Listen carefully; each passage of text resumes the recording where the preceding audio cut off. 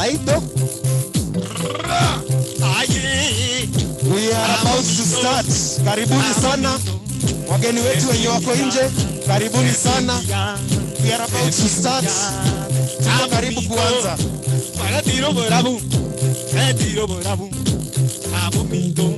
University ya ito, ero no mogoko. Yonyo mito, ega kino muya, derwa kabwate. Inge charoni, baito. Karibuni sana. Obe, ingwe kora, kahinko miso mutwe. Amakera oroke baba. Karibuni sana wageni wetu. Amakera oroke. Abageni baito baba, abageni baito. Herondero baba, herondero baito. Herondero baba, herondero baba. Kingwe kora, na kingwe kora. Aba murabaito, usiise ito, baito. Abageni baito. Karibuni sana. Baito. Our visitors. Karibuni sana. We appreciate.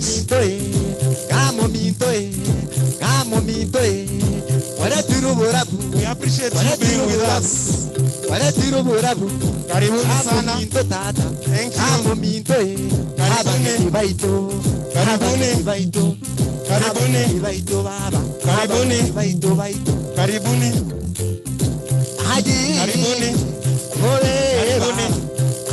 Karibuni.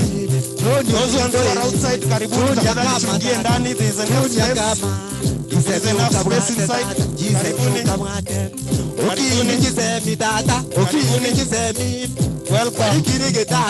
Welcome. Today is the day of celebration. Leo tunafurahia. It's a day of celebration. Enjoyment. We are happy. Karibuni. Those who are outside, welcome in. Welcome in. So that we commence. Wageni wetu wamefika. Thank you.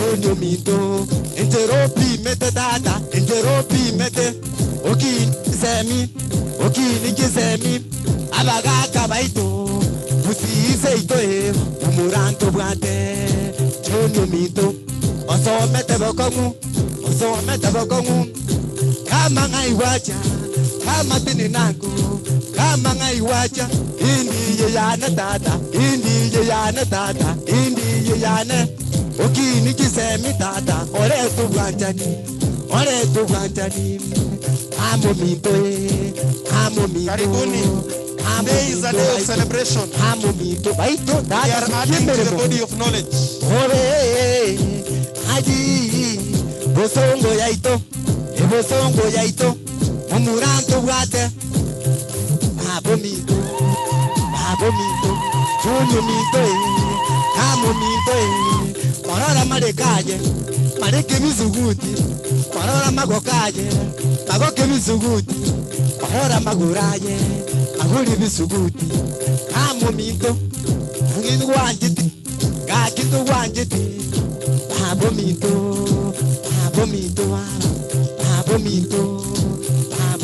Baito. Thank you.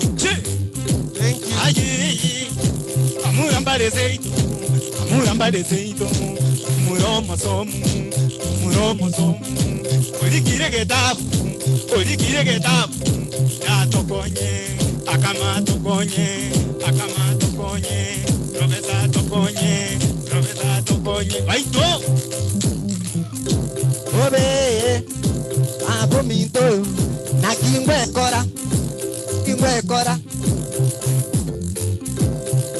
All right, thank you my DJ, thank you so much DJ. Huyo kwa majina ni Mombinya Jared, makofi kwake tafadhali. A round of applause for him.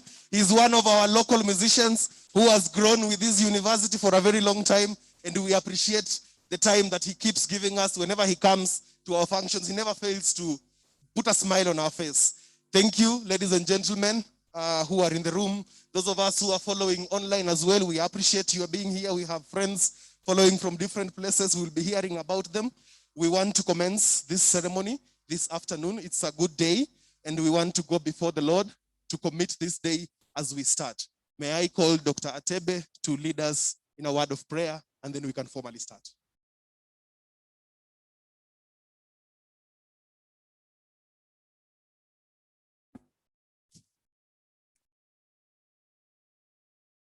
Shall we be upstanding for prayer, please? Our God and our Father in heaven, we come before your throne of grace this afternoon with thanksgiving. Heavenly Father, we thank you for the blessing of leadership, for the blessing of wisdom, for the blessing of knowledge. And dear God, as we have come this afternoon, we thank you for the wonderful blessings that you have bestowed upon our Vice Chancellor, Professor John Akama, even to be able to give us an inspiration that you have given him for the current generation and the generations to come. That, dear Lord, to make us realize that we are all your children, despite the circumstances that we find ourselves in, you will uphold each and every one of us with the right hand of your righteousness. And dear God, the destiny that you have put before each and every one of us cannot be deterred by circumstances or by anybody. For you have ordained it to happen to each one of us. Heavenly Father, for this program we have this afternoon, we pray that your grace, Almighty God, shall be upon us. Lead us from the beginning to the end. May this occasion be a blessing unto us, and to our families, and to this institution, and unto humanity in general. That, dear Lord, even the book that we are going to have launched today may be a blessing unto those who will read it and their families. We surrender ourselves unto you that you may protect each and every one of us from the marauding diseases. The Lord, you will continue to preserve us and even prepare us for your kingdom, for we ask in Jesus' name. Amen. God bless you all.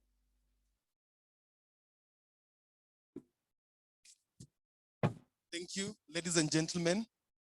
Today is a wonderful occasion. We are adding to the body of knowledge with a very important addition, Undeterred. Even the prayers as Daktari was praying, he said that we are asking for blessings that are not deterred from the Lord, and we know we are going to get there. We want to start this day with a nice video that we are going to watch to open this ceremony officially. So I'd like to request my colleague at the technical desk to just give us the journey. We are looking at a journey of one man who has touched our lives in different ways. However small, however big, he has been able to touch us in different ways, and we've been able to reach and be the people we are today, somehow because of him. And it's important to reflect a little bit on where he has come from. And in this book today, as we'll be hearing, and then later on, as we are going to also be reading it, for those of us who already had the copy, we are going to read about it and understand what makes somebody that person. So my technical person would like you to take it away as we watch a quick introduction to open this session.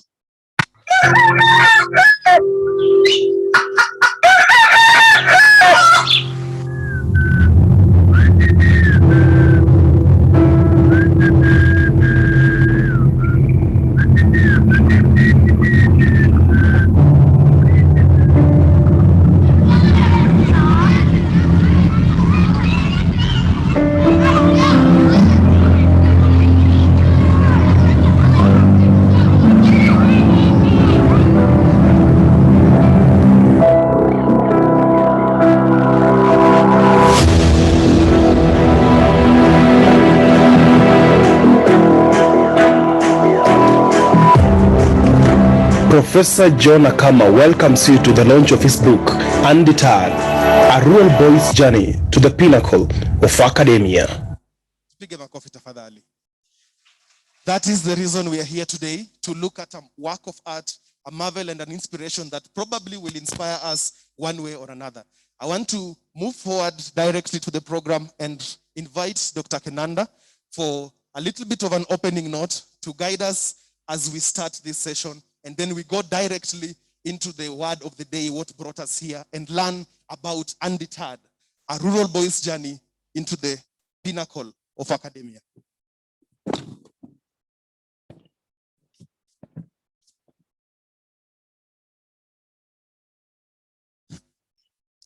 Good afternoon, everyone. Yeah, first I would like to thank each and every one of you for being with us here today. We are indeed excited for joining us in this very important event. Before we get started, allow me to appreciate the presence of our leaders who are with us here for finding time to be with us. We have Professor Mwebi Monari, who is our keynote speaker today.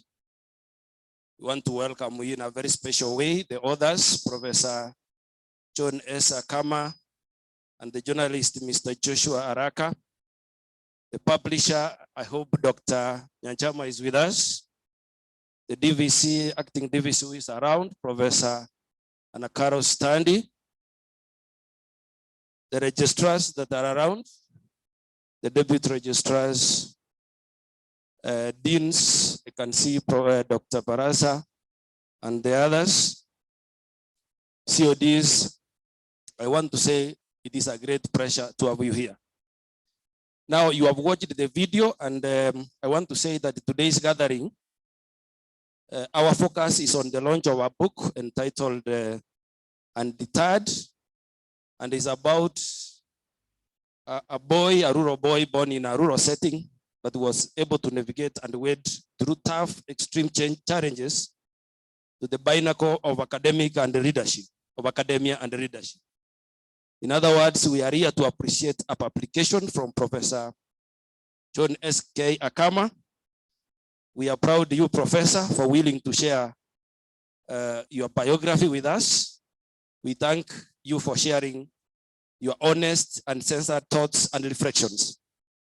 Ladies and gentlemen, each time a book of writing makes into the world, a people, a community, or a nation is given a voice. Poetry, short stories, novels provide a voice, a deep understanding, provide a context, and allow us to live the experience through fictional characters. This is a real character. Without good literature, all we have on our understanding and the view of the world is what the mainstream media tells us. Every great civilization is grounded on great literature, the culture of storytelling, to remember history through recollection of past events, to teach lessons to younger generation, and to build a national memory. This is why such a book, such effort, such commendable work by Professor Akama and those who contributed to this correction, like Joshua Araka, is a meaningful activity. As the author puts it in his book, if you read the book, he says that perhaps the greatest tragedy that transcends generation is that most human stories and experiences are never told. I like that. He even goes to say that many of these stories entered with the pawns of their would-be storytellers, and as a result, critical experiences and lessons learned by individuals or groups are neither shared nor preserved for present and future generation. We are excited to be supporting this initiative, Professor. When you look at some issues such as weak decision-making in communities, like the issue of dropping out of school for border business, or issue of security, the underlying factor is that we are a people with shallow roots, which don't allow for strength in tough times. What gives us deeper roots, permitting us to stand tough times, gives us resilience and more, are stories that provide for us sense of history and identity, who we are, where we have come from. Our journeys have been, and the building of pride in all this. You have read the book, The Gusii of Kenya. You can be able to understand about the Gusii people. But if that book was not written at all, I am very sure the history will be gone. Hence, the critical importance of writing, sharing, and publishing. Professor, we are proud of you for this good work. And then this book we are launching today is an autobiography of a rural boy who weathered his life through extreme challenges. The book reduces, minimizes, or completely removes chasms between rich and the poor. You can be able to understand that whichever background that you come from, you can always ascend to the greatest, to the highest pinnacle of academia, as the book puts it. The book says this, I want to quote, that taking a route of positive thinking, commitment and hard work can lead to success. In other words, we are capable of conquering the challenges we face when guided by determination and commitment. I've just quoted the book, and I encourage each and every one of us to have it as a family asset. I want to say that this is a great gift for all who will read this book. Finally, as an officer of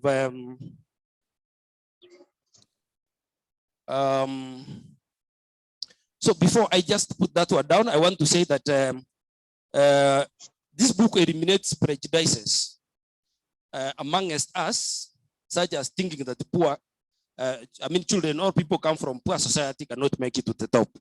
People who get access to this book can come to an understanding that our background is not a limiting factor to an academia.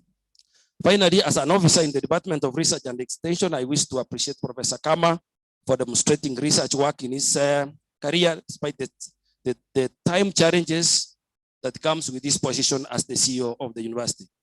In fact, most of Professor's publication fall under the period of his tenure or the period of his office as the Vice Chancellor. He has demonstrated that research and publication is doable, even when you have very heavy responsibilities. Now, maybe I can just use the quote for, I'm about to finish. I want to be very brief because my work is simply to welcome you. I want to quote what Eliud Kipchoge said when he won a marathon in 2019. And this is what he said: "It is a great feeling to make history in sports." After Sir Roger Bannister in 1954, that was 2019. "I am the happiest man in the world to be the first human to run under 2 hours. And I can tell people that no human is limited."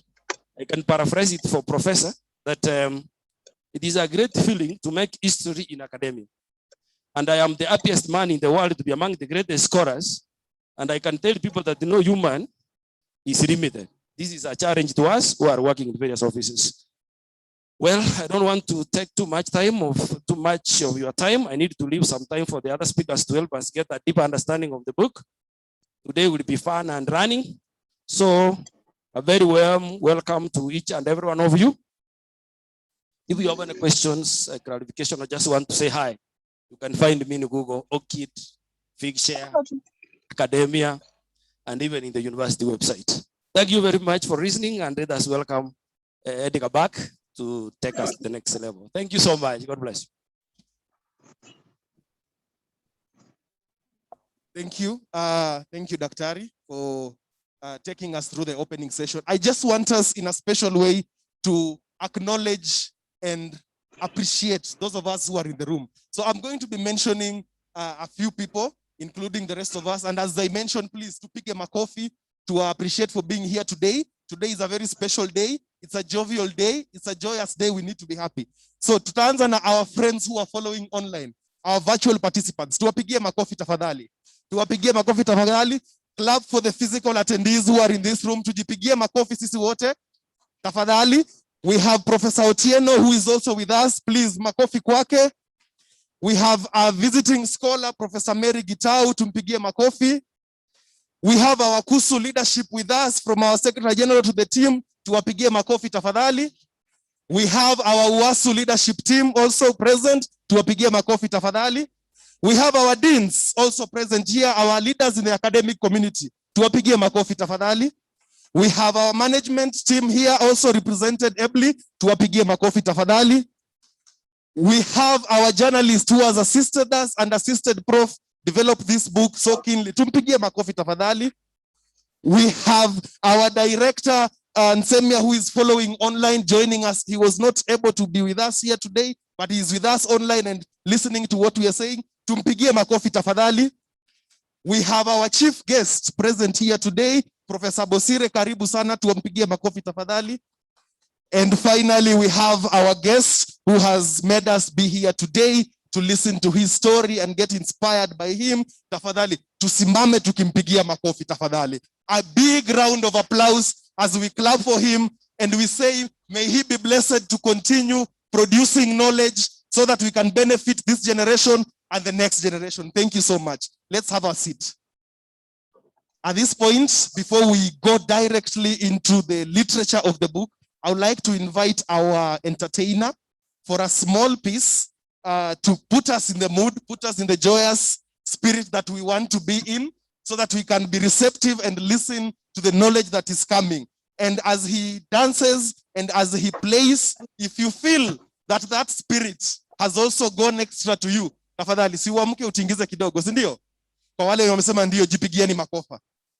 Asanteni sana. Bwana Mombinya, karibu sana. Let us see what you have for us. Today is an amazing day and we want to celebrate and be happy and laugh and enjoy and above all, learn, be inspired from a great man who has put down his story for us to be able to read, to understand and to learn from. So that in the next 10 years, in the next 15 years, maybe I will be the next Professor Akama. Sindio? Simunipigie makofi tafadhali.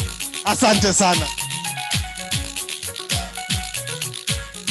Aje wandire igaba bominto, aje wandire igaba bominto, iye baba, aje wandire igaba baba. Nasinyigu musacha bunandako, nasinyigu musacha bunandako, ramanga nangu kwa namu ya kolere miremu. Na beirende kikubugeri wemboli, nonye bugibo iremboli tego tenga. Aje wandire igaba bominto, aje busire, aje naya tata, aje busire, aje naya tata.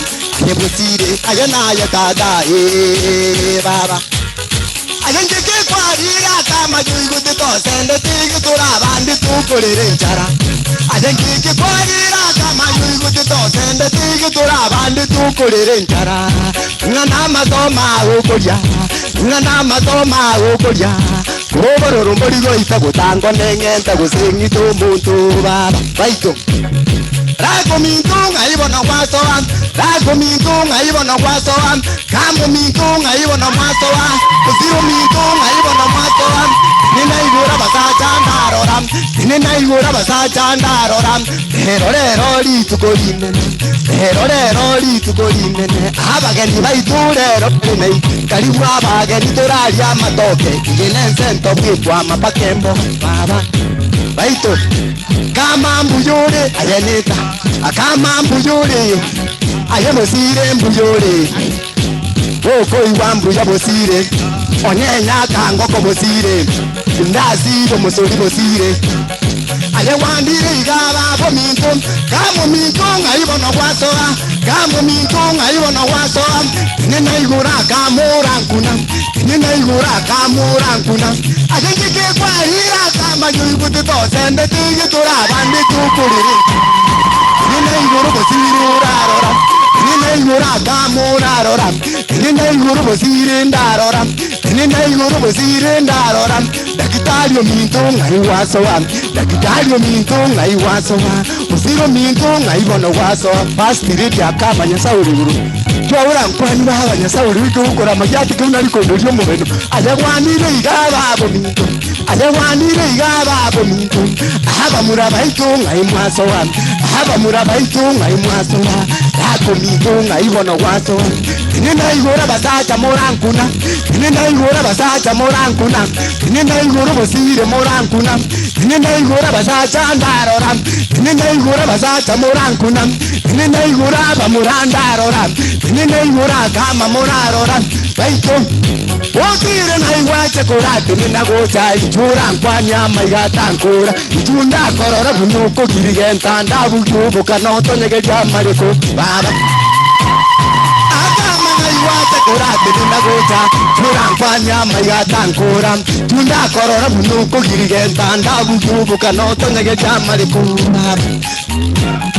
ayo abana roli rumbu gambi Akama umbu murabwiriso musacha boli ichinya matonto musacha ya rero itimbole wongiri Akama mbuyuri bosire mbuyuri tata Usire mbuya muri tata Moko iwambu ya tata Obe manyenya kango ko baitu Obinda asibe musuri baba Nina igura basata torasaba Nina igura bamura torasaba Hilyo mintunga ibono waso Hilyo mintunga ibono waso Hero li tukolinene Hero li tukolinene Abageni baiturero balendai Karibu abasata Karibu abakungu Karibu abasata toraja matoke Ibenense ntoke kwa mapakembo baba Omakungu naleze omakungu munyakinyo omakungu mubaliriye baba Omakungu naleze omakungu munyakinyo omakungu mubaliriye baba Iye baba omakungu mubaliri Iye baba omakungu mubaliri Kamu mintu aje naye tata Kamu mintu aje bwaterabu Kamu mintu aje naye tata Kamu mintu aje naye tata Abisi yaho ni bakingo tara baito Aja wandire igaba gominto baba Imosata kyujo ba gominto Imosata kyujo tari wese byaga cyugo cyoku kagane mingi Acyugo cyoku kagane mingi Rameri ruru ahi abani gatinde Abasata narosire Akama narosire kona gwako pali Tabwati amaje tabwati ngeje tabwati omoyo ye baba Abisi yawo ni bakingo tara Abisi yawo ni bakingo tara Baito, thank you my DJ, thank you so much. I think Mombinya deserves a better round of applause like that. Sindio? Tumpigie makofi kabisa. Kabisa, asante sana. Thank you. Mombinya, we expect some more, so usichoke mdomo tafadhali. Tukiona sugar levels zinashuka, tutakwambia tena uamuke utuinulie juu. Asante sana. At this moment, I want to go straight to enable us listen to the content. And I want to invite our discussants to come on stage, please, and prepare as we hand over the program to them to dissect, engage, and share what this book has. For those of us who have not read that book yet, you will get insights here today that will make you want to go outside there and buy it and go with it. And by the way, for instance, the book is here with us. It is available at 1,800 shillings. And the good thing is we have the author here.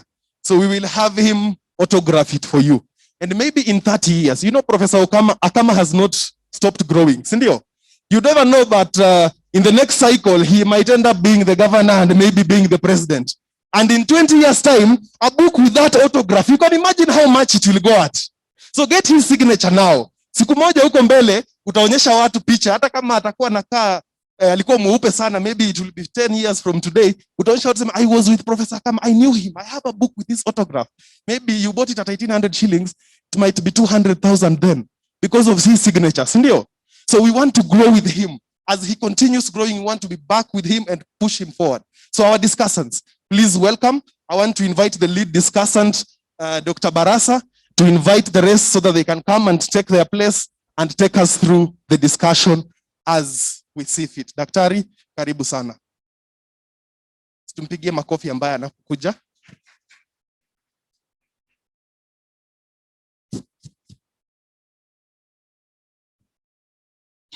Our Vice Chancellor, our Deputy Vice Chancellor, registrars, deans of schools, heads of departments, our visitors, good afternoon.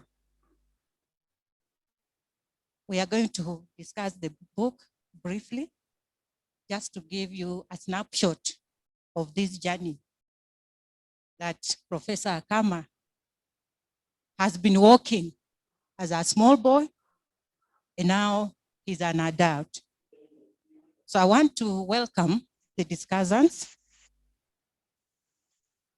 Dr. Joash Kerongo, please welcome. He's our registrar, acting registrar academics. Professor Hamani Riyama, welcome. And Dr. George Nyandoro, the director, postgraduate. So as they take their seats, I want to say that Undeterred, A Rural Boy's Journey to the Pinnacle of Academia is indeed an epic. It is an epic in the sense that we trace the difficult, unique journey of Professor Akama to the present. The book defines who Professor Akama is, and for sure, he's a legend. The narrative style of the book will expose you to the unique experiences which Professor Akama goes through, both as a child and as an adult. And these, his life experiences, his child experiences are juxtaposed with the growth of our country, Kenya, immediately after independence. The setting of this book is in two places mainly, that is Western Kenya, and also Kisii. And during that time, it was the Nyamira. During that time, it was the large Kisii, but now it is Kisii and Nyamira counties. But we also do have settings from Nairobi and also America. So when we look at this particular book, it gives highlights of critical issues which are bound in the making of the nation as this child grows. So as discussants, we are going to look at these critical issues, bring them to your knowledge, and when you get the text yourself, kindly read, because we will just give you a summary. Some of the critical issues that we are talking about have to do with the contribution to the historical and development of Kenya and the socio-economic development of Gusii land. Another critical issue is the contribution of this book to education. We are introduced to informal education, formal education, and even university and tertiary education. We'd also want to look at the leadership and governance aspects which this book brings on board. And finally, if you go to the title, The Undeterred. So what is undeterred in the Undeterred? So to take us through this, I will introduce Dr. George Nyandoro to justify the title, The Undeterred in Undeterred. Welcome, Dr. Nyandoro.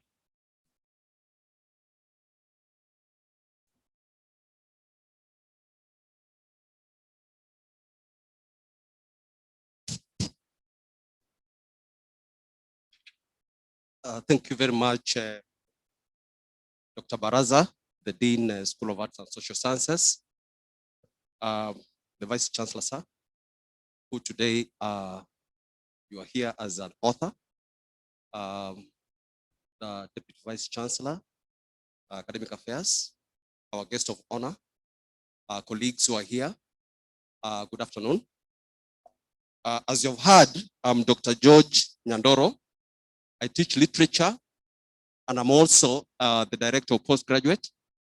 But today I'm here as a discussant of this very interesting text, Undeterred. And because we don't have so much time, I'll be going through a very brief discussion on the significance of the title, Undeterred, its meaning and its significance. But before I do that, let me say that this autobiography takes its place of pride in a genre of autobiographies that has been there for a long time since Boswell wrote the biography of Samuel Johnson. As we know, since that time, we have had quite a number of biographies and autobiographies of intellectuals that have been done, but that is the first significant biography that was done and that is historicized. In this country, this autobiography falls in the footprints of University of Nairobi's first Vice Chancellor, who wrote his, James Mungai, who wrote his autobiography From Simple to Complex. It also falls in the same tradition as other autobiographies, such as the ones that are rolling out by our erudite writer, Ngugi wa Thiong'o. Now, in literary circles, we say that an author is more or less like God because he creates a world. And once he creates that world, he populates it with people, with other living things and objects of the world. Once he has done that, he then retires like God and sits aside in what we call as aesthetic distance so that the audience can interact with the characters of that world. But in an autobiography, the author is closer to the Christian God than the other gods, in the sense that, as you know, the Christian God gave birth to himself through Jesus Christ. And this is basically what an autobiographer does. So there is Professor Akama, who is seated with us in the hall here today. But there is a surrogate whom he gave birth to and embedded him in a world that we are discussing. And the two are significantly different. The one who wrote and the one who's in the text are totally different people. One reflects the other, but one is not the other. One will surely, when the time comes, move on to the next world. But this one has now been left to us for eons of years to come. He will be there, he will be alive. We shall continue to engage with him in the same way we engage with Jesus Christ every single day of our lives. Now, therefore, the point I want to make as I proceed on this is that we need therefore to make that distinction between the author and the narrating character. I shall be referring therefore interchangeably. I'll be saying the narrator, in this case, the character inside here. I'll probably be calling him the narrating character. And probably, again, as we use in literal terms, I'll be calling the hero of our narrative. And therefore, whenever I'll be discussing this character, I will not be talking about the Akama who is in the room today, but the Akama who is in this world that has been created. Now, I would have liked to say something about the family tree, but I know that my colleague is going to say something about it in deep, but I want to mention something. That the world of this autobiography that has been created in what we call as the organizing principle. In literature, we talk of the organizing principle. In other words, what is the key thing that ties together the narratives that have been weaved around that autobiography? This begins in around 1820. I know that our author, or rather, our hero was born in 1959, but the weaving of the narrative of the organizing principle goes back to 1820. And I will tell you shortly why that is very important. In 1820, in Ngarora War between the Kisi and the Maasai, a young boy was kind of salvaged, and became a spoil of war. This boy was a Maasai, but this boy became the progenitor of the family tree of our hero. That for us is very important. We'll keep that in mind.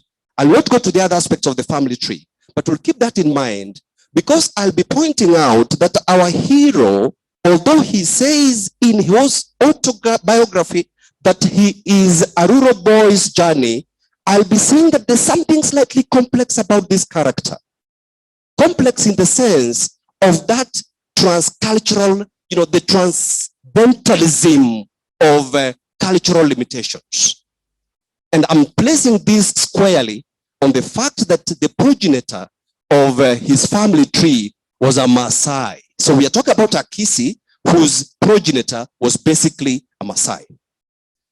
Now, the organizing principle, therefore, goes around what I might want to ask then in terms of the title, what is this undeterred? And I'll point out that it is one of those difficult words.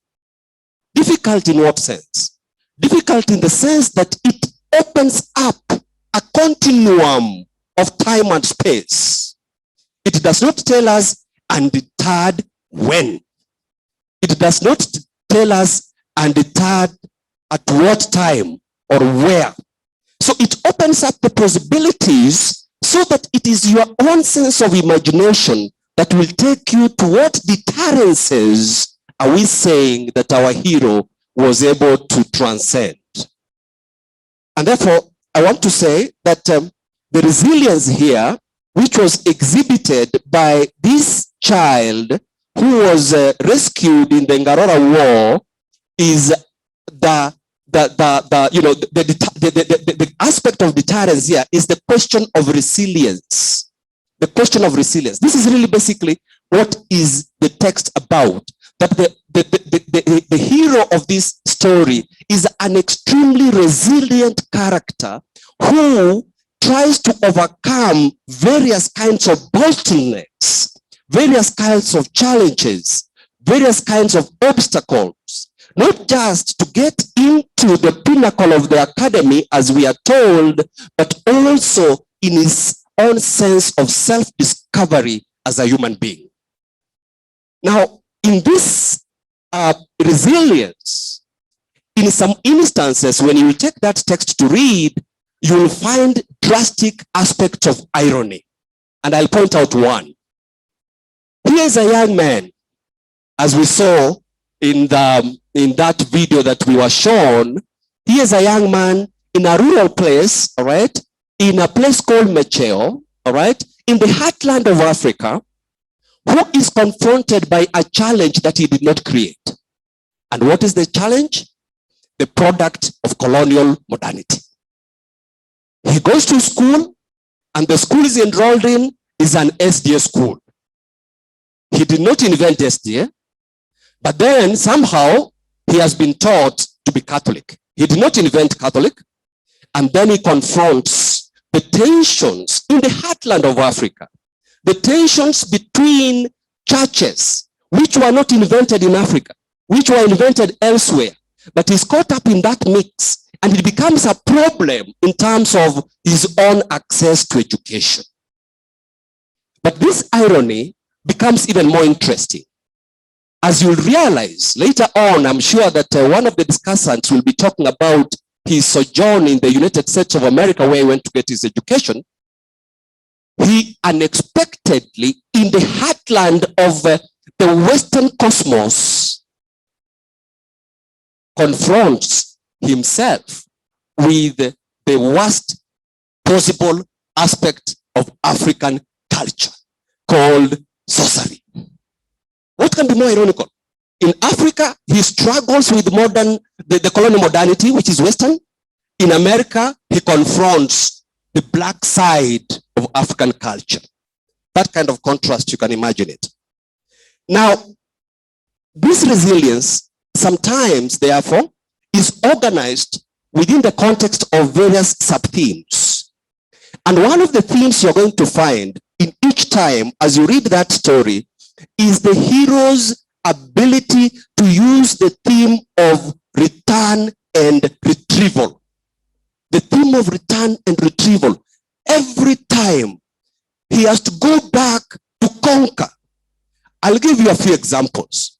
And this is why I said the question of the rural boy is rather complex. Because incidentally, our hero was born in a multicultural setup in Kericho. I'm sure those of us who grew up in some age, I'm getting to that age where I can call myself an elder now, we know how Amasamba, Kericho was considered a serious aspect of cosmopolitanism, multiculturalism when we were growing up. People who went out there, Amasamba, they went to Kericho. This is where our boy was born. But for him to be named and to become and to form an identity, he had to return. His mother had to bring him back home as Mosamba Mwaye and then give him a name. This is the beginning of the many returnings that we are going to see with our hero. Again, incidentally, when our hero begins his journey in education, he does not start his journey in Mecheo. He starts his journey in Kericho and confronts all kinds of challenges. He does not know Kiswahili, he does not know English, and this becomes problematic. But then again, for him to find himself, he must return. He returns to Mecheo and has better beginnings.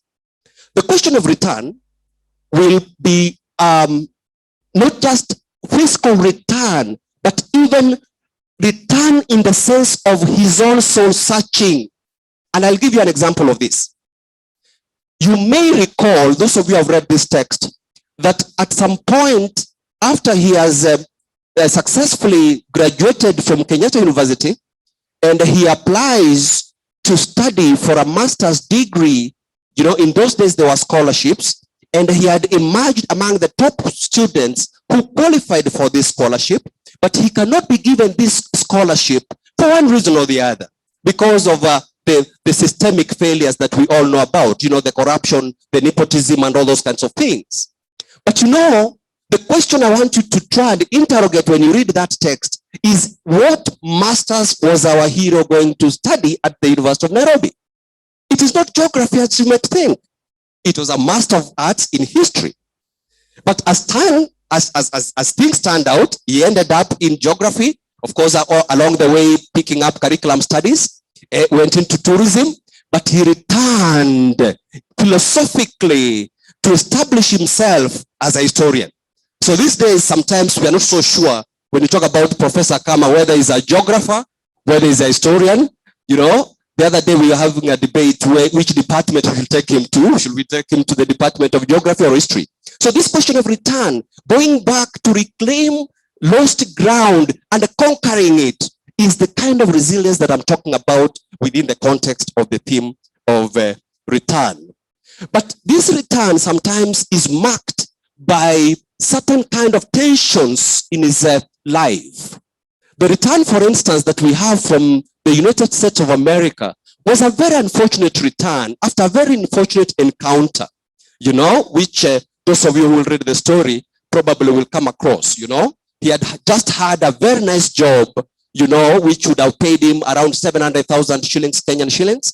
And then somehow, as things would be, things went left and right, you know, and shortly after, he had to return in a hurry.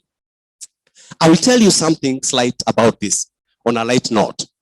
This return almost cost him his Marion.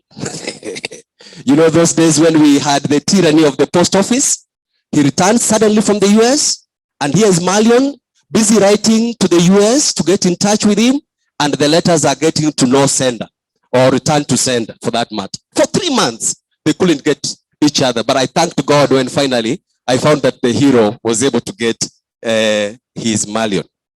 Now, I'll have to move very fast now.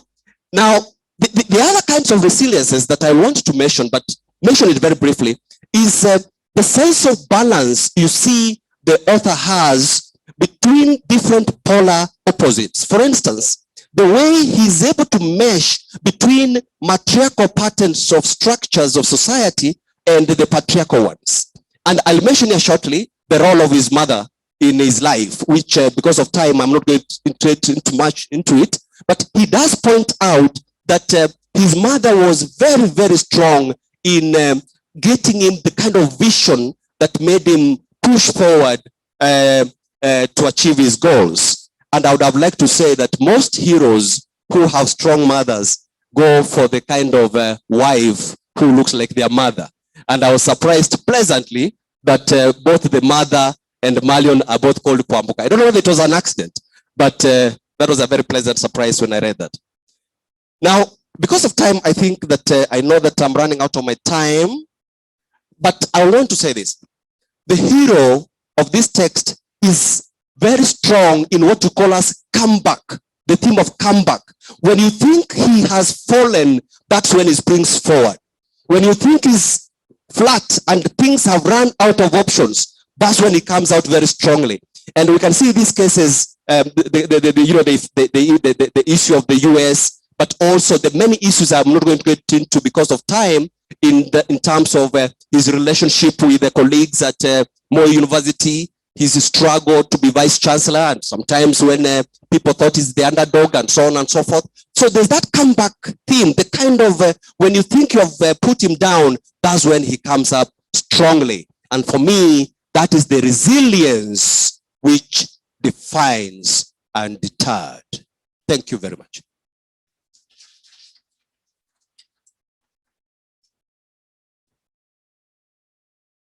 At least we are now on the same page, that we know what undeterred means. We are on the same page and we all understand what a character is. So when we talk about a character, we are talking about the character in the book and not the one seated with us today. So allow me to call upon Dr. Kerongo to briefly tell us about the contribution of the book to education. Thank you.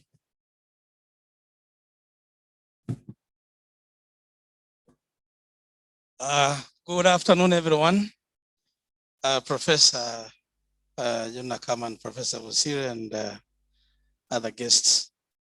It's a pleasure to have you around. And allow me to pick from where my brother George has left. Perhaps on some points he has mentioned. It's very interesting to read this book. I don't know whether you have your copy. For 2 weeks, it has given me company in my study room, and at one point we were even disagreeing with my wife because I was staying late trying to get this story. And I want to say that Professor Akama decided to tell a story about himself, but in a very, we call it satirical way or funny.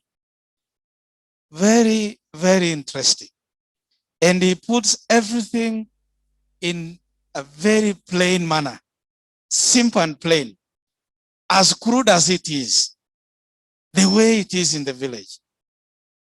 And I want to pick on what Dr. George said here, that others are like gods. For one simple reason, that others will always, once they have authored some piece, they always immortalize their presence or themselves. And I want to say that this is one piece of work that will go a long way immortalizing Professor John Akama in the world of academia. There's another person who's also immortal, who thinks like he's a god. That is a mathematician. He also uses God's language, let there be. Apart from the other, that is the other person who thinks he's a god. Now, I want to appreciate the history. The way Professor has narrated this story a little bit baffled me. How he connected the events way back to 1820. And they flow so smoothly that I ended up seeing Professor as a Maasai. You'll forgive me, Professor, from the day I'll be saying Soba.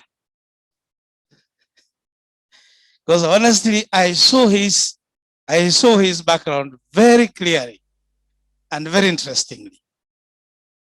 And that teaches us one thing, that as you may want to brag that you are a Kisi, you are a Kalenjin, you are a what? Wait a minute, you don't know your background.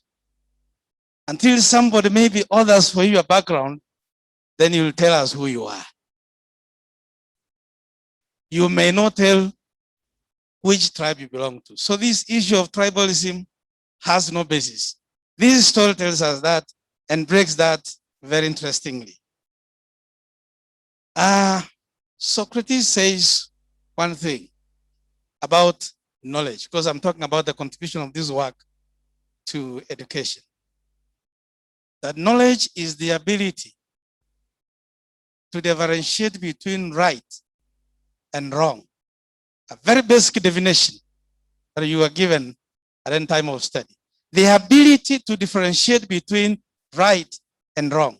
That is the first basis of knowledge. So the first contribution I get from this biography is that the author, in giving all the accounts, was able to differentiate between right and wrong. And I appreciate the author for that. We can give him a round of applause of that. In so many instances, he was confronted choosing between right and wrong. And of course, I must appreciate again here Professor John Akama. I got a picture that you must have been a naughty boy. Forgive me for that. But it's normal for you to grow up as a kissy young man to be what he has documented here. A little bit naughtiness is necessary for you to learn. That was extremely very honest. And another contribution that I see from this biography, when he is addressing the decades he has been involved in the world of academia, right from the time of pre-colonial and colonial times and all that. He basically documents the journey, the transformations that we have seen or witnessed through the world of academia. And if you look at that journey, you see a series of changes that have taken place from the 60s to the present. And you'll appreciate that this book will basically take you through what has taken place in our education sector since the 60s to the present. Another contribution that I noted, as the author, he appreciates the role of an educator, the teacher. And at the same time, he documents how much he abhors teachers who are bad examples or bad role models. Allow me to mention that he has not forgotten to mention those teachers who are unable to deliver in class. And for one reason or the other, he found himself, the author, not professor, the author found himself leading other students in sending the teacher out of class. Very interesting. And when you look at it, it's not that he was a bad boy, but because he was really yearning to get knowledge. And this is something that can actually motivate the young readers and learn how they can be determined, how they can have resilience in search for education. I also noted the way he abhors some of the teachers in some school, in some village, he mentions, who are literally moral. And he says, academia cannot be combined with such kind of behaviors. And he says even at university, he was able to notice such behaviors from some professors. Allow me to mention that he says that he noted one of his professors at the coast misbehaving with the girls. As a student, he could confront the professor and tell him that is wrong. That tells you the kind of manner or the kind of author he is and the values he cherishes in search for proper education. And we cannot mix such a kind of vices with education. Allow me also to mention that he has also documented the different scenes in search of academia to give us the picture and the difference, and ultimately tell us that it doesn't matter where you are really searching this knowledge. As long as you are determined you will finally come out educated. And this is the message he's giving us, that as long as you are determined, you will finally earn the education. I'll not exit before I appreciate his documentation at the early pages about his mother. The mother must have been a very dear person to the other. And I want to say that mothers are very special people, and they mentor us. And it's so unfortunate that the professor documents how painful it was to lose the mother. That tells you how close and how loving the mother was to the other. And I must appreciate and agree that many of us in this room have been shaped by the mothers, or the love of our mothers. Ladies and gentlemen, if you ask me to tell you more about this book, I'll speak until the sun sets. If you want to be entertained and learn on how this book contributes to education, have it. You'll see how it will entertain you. You'll see a clear picture. I was seeing like I was watching a movie reading this book, and you'll clearly understand how the author has contributed to the world of academia. Thank you so much.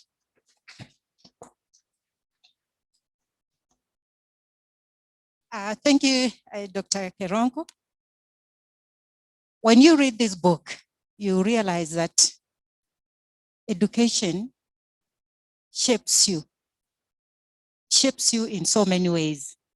You will identify yourself with the author of this book in his search for education and the polished character whom you see today. So get the book and read for yourself. I want to welcome Professor Herman to briefly tell us about the contribution of the book to the historical development of Kenya and the socio-economic development of Gusii land. Welcome, Professor Hiriam.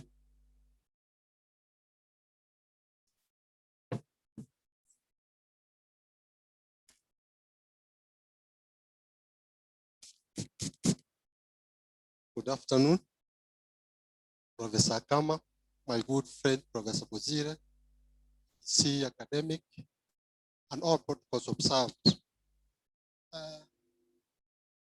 I want to go to the point of return.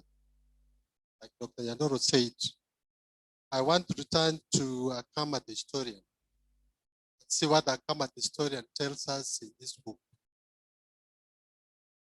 When I was reading this book, Professor Bozire, I remembered our days in Kwale.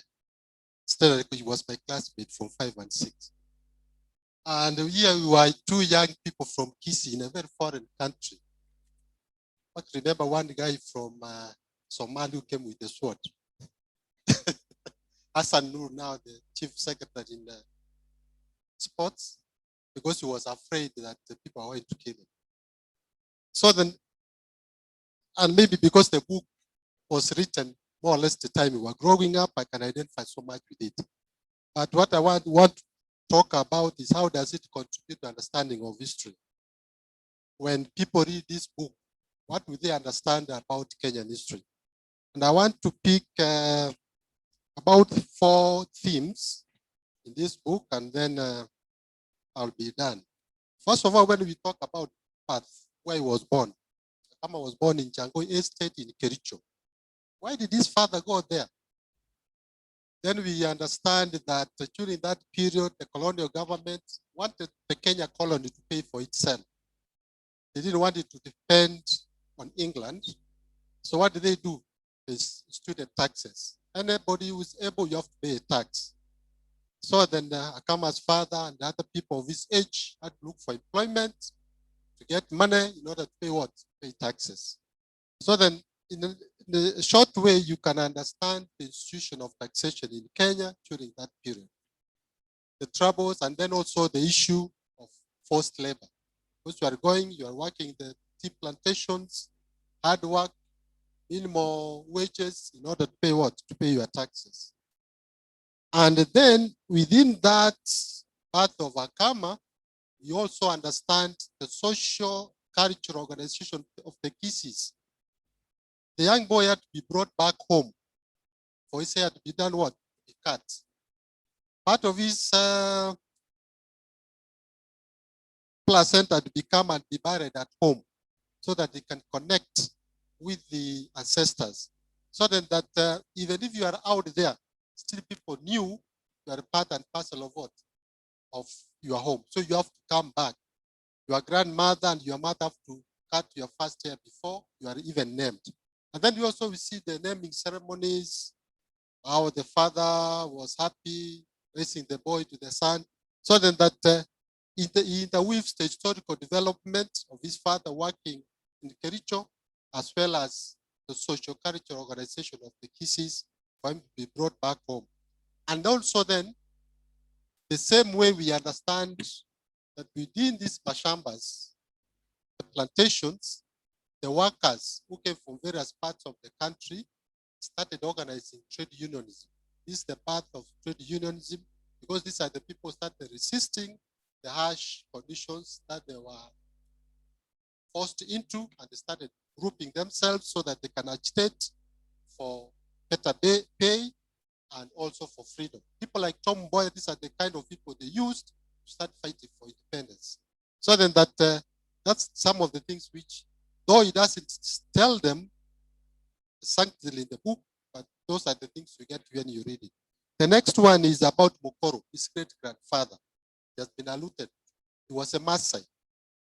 But then he was adopted in Machoge. Then from Machoge, they moved to Getutu. So who is Akama? Is he a Maasai? Is he a Machoge? Is he a Getutu? And now he stays in North Bograng. So who is he? So then as it was said, this thing you say that I'm a pure Kisi, I'm a pure Luya, I'm a pig, is all hogwash. We don't have pure communities. We are all, if you go back to your ancestral roots, you'll find that you don't belong anywhere. These people you claim that they're your people, they're not your people. Like in the other's case again, his grandmother comes from Ekerenyo in North Mograng. You don't know where the mother of his grandmother comes from. They became from Kipsigis.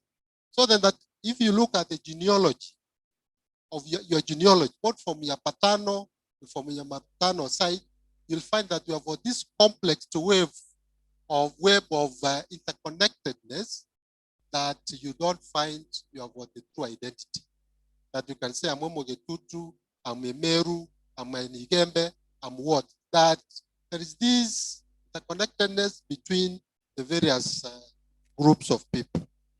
So then that, and then the adventures of Mokoro and Otuori. These were people who were very adventurous who were fighting. In fact, Mokoro comes from Bonchari of Machoge to Getutu because he was a fighter and the people wanted to use him to fight the wars. And then Otuori, the grandfather, goes to war and starts fighting the British. So it also tells us about the contribution that Africans paid in the First World War. But then if you read British books, they don't talk about African participation. You have heard of Commonwealth war graves, you have seen the statues and the monuments the British put up to the foreign soldiers, but you never say anything about the Africans. But here we have an authentic story of really people who participated in the fight against colonialism. And also the people who participated in the fighting for the king, the queen, that time was the king, fighting for the king in the First World War. So then that the idea that we talk that Africans never contributed to what? They never contributed to the fight in the World War is not true. Then there's a very interesting story which also webs tradition and history. Obadi, who is Otuori's elder brother, goes to war on behalf of Otuori. Then when he's killed at the war, Otuori inherits his wife. But then the kids that he gets do not belong to Otuori, but they belong to what? To Obabi. And why did he do that? Because he wanted the lineage of his brother to continue. But yet here, because we call ourselves Christians, Muslims, and what? We condemn wife inheritance. So the wife inheritance is bad, it's primitive, but the essence of that amongst the African tradition was in order to ensure that the lineage, that's what, continues. Imagine, Obabi has been killed in the war, he didn't have any kids. If Otori didn't do what he did, by now you could not have the lineage of what? Of this person who was, and yet he was killed at the war because he had frontiered to go on behalf of what? Of his brother. Otori had been arrested, he was about to be taken, but Obabi says, no, don't go, let me go on what? On your behalf. Then on the other side, Otori says, because you have done this on my behalf, let me do what? Let me take care of your children. So then that the sacrifices of those of both these two brothers tells us the kind of bringing up that culturally they were brought up to be each brother's what? Keeper, that they were to look for each other. Finally, then what I want to look at is circumcision, both male and female. When you read about the ceremonies, what the boys went through, going very early in the morning, anesthesia, which was dipping yourself in the cold water and whatever. But more importantly, when you come back in seclusion, the kind of training that the boys and even the girls received through that seclusion imparted in them very important principles of life, principles of perseverance, principles of looking for one another. In fact, as the author says, it taught important life lessons like perseverance, tenacity, endurance, and courage. So then that circumcision, if both for male and female, was not just a ceremony, a passage of rites, but was an important aspect which kept or which taught the young people the principles of life. Then thereafter, whatever you were doing in your life, there were these things which were imparted. In fact, somewhere in the book, the author says some of the challenges that he faced, then he remembered some of the struggle, the things he was, in fact, they say when he became a Christian, he was surprised at the contradiction. When he goes to Ichuni, he thought about the lovely Christianhood and whatever, then he remembers, in seclusion, these guys were telling us to fight for yourself, that do not do what? Do not just be there and take things calm. So then that, though there's that contradiction, but then what it meant that people were nurtured to be self-reliant. In fact, some of the undeterredness maybe came from there, that people were nurtured to be undeterred, that whatever the circumstances you face, to do what you have to take a board on. And then the other one is the settlement, their settlement in Borabu. This tells us about because at independence, the Kenya government instituted the Settlement Trustee Fund. And this fund was aimed at assisting Africans to buy land from departing whites. They had its own problems. Maybe it was not used well, but what it shows us that here is a young lady, if I may use that word referring to his mother, a young lady who sees an opportunity and seizes that opportunity and goes to buy land in a white settlement so that she can do what? She can bring her family up there. So then that the Settlement Trustee Fund, to an extent, it played its role of providing land to landless Africans. But whether it was successful or not, that's another thing historians can talk about.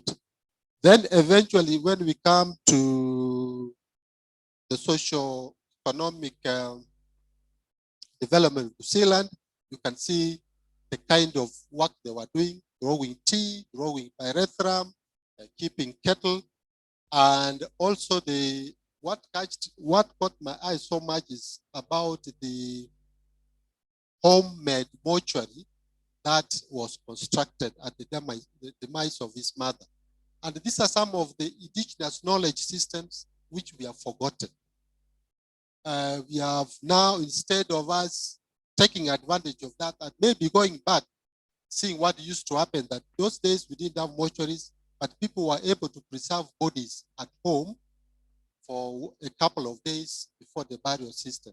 So then that those are some of the things I think which come up in the book and which are instructive that some of us again should look at and see how we can take that forward. Then, of course, the American experience. The author talks about this experience in America. And historically, to me, is that it shows to us what happens to young African people when they go to foreign land, what happens to them, the culture shock you meet, and how you navigate that shock. And then we start asking ourselves, is it worth to send our children overseas at a certain age, or is it proper that we should put structures here, establish our education systems and whatever, so that our children can grow up here without going outside there and meeting that shocks that they meet. And Asal, I think that's what I would say about the development of the contribution that the book makes to the story.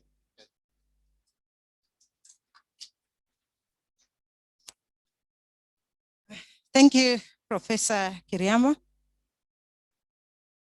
In essence, when we talk about African traditions and customs, it's not so good to condemn them so fast without understanding the function they used to play in our African communities. When you read the book, you will learn more about that. So in the interest of time, quickly I want to take you through the family tree of the author. Kindly project the family tree.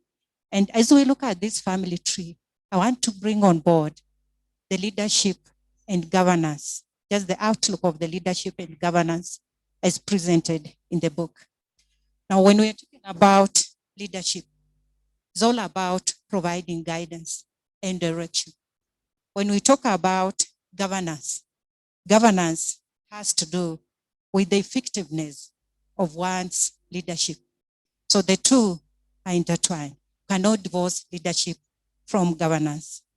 When we talk about these leadership qualities of the author and his governance style at present, how can we link them to the autobiography that is here with us? I want to approach this from two perspectives, that we can link the author's leadership qualities from his lineage and from his academic mentors, religious mentors, and even friends. So when we are looking at his leadership qualities from the lineage, that is the lineage. It's not so clear, but you can see that we have Mokoro. Mokoro was the great-great-grandfather to Otori. Otori, I wish I could use a pointer. Otori is the father to Andrew Akama. Yeah, so we are that. Yeah, Otori. So Otori is a great child to Mokoro. Otori is a brother to Obabi. That Obabi that we've been hearing about, the one who went to World War II on behalf of Otori. Otori married Kemunto. When you look at this Otori, Otori is the one who gave birth to Andrew Akama, and Andrew Akama is the father to John Akama. Andrew Akama married Teresia Kwamboka. Teresia Kwamboka, when you look at her lineage, her father was Sorana. So the author is named after his paternal grandfather. Maternal grandfather, thank you.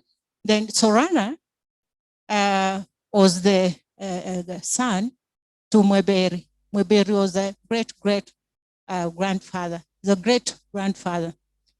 Now, when we move down here, you will see that John Akama married Malion Kwamboka, and they both have 3 children. So why are we projecting this family lineage? Our argument is that the leadership qualities that the author exposes can be drawn from these characters, from the family. when you read the book, if you look at somebody like a character like Otori, for example, Otori, no, let me start with Mweberi. Mweberi was the great-grandfather to Sorana. Mweberi, what he did, if you read that book, you'll be surprised. And you'll see that he epitomizes the author in so many ways. Mweberi had the only son, Sorana. Sorana decided to join priesthood. And then Mweberi was like, what? If you join priesthood, what will happen to my family? So he went on an epic journey to plead with the parish priest not to allow Sorana join priesthood. And it was not easy when you read the book. That shows how courageous, hardworking, and undeterred Mweberi was. When you look at Mokoro, Mokoro was a Maasai, as you've been told. Mokoro, being Otori's great-grandfather and being a Maasai, is described as a seasoned, skilled warrior. And he was left-handed. And that gave him an advantage when they were engaged in war. He was always on the frontier fighting. When you look at the author, Akama, you can see a lot of resemblance with Mokoro. Let's talk about Sorana. Sorana, whom the author is named after, was the only son of Mweberi, as I mentioned earlier. He was very religious, very courageous, very hardworking, very enterprising, outgoing, and above all, undeterred. If you have the books with you during your free time, you read page 9, and you'll see that Sorana is a replica of the author. What about Otori? Otori has a lot of resemblance to the author in terms of character and leadership qualities. When you look at Otori's physique, he's described as somebody who was very tall, muscular, athletic, with a deep voice. Can you identify those qualities with the author? The answer is yes. He was also left-handed. This Otori, he fought oppression. He was arrested twice trying to escape from the camps, British camps. It was very dangerous. He escaped twice. He was arrested twice. That shows how undeterred he was, which is also a good leadership quality. I want to quickly talk about Andrew Akama, the father to the author. He was very visionary. If you read the book, he was very visionary. He was the first person in his village to go for adult education, and he even encouraged his brothers to join him. He was a disciplinarian, an African socialist. He would use the money that his wife had saved, that is Teresia, to give handouts to those who didn't have anything. He was also very progressive and hardworking. Now, what is so unique about Andrew Akama is that he's also undeterred.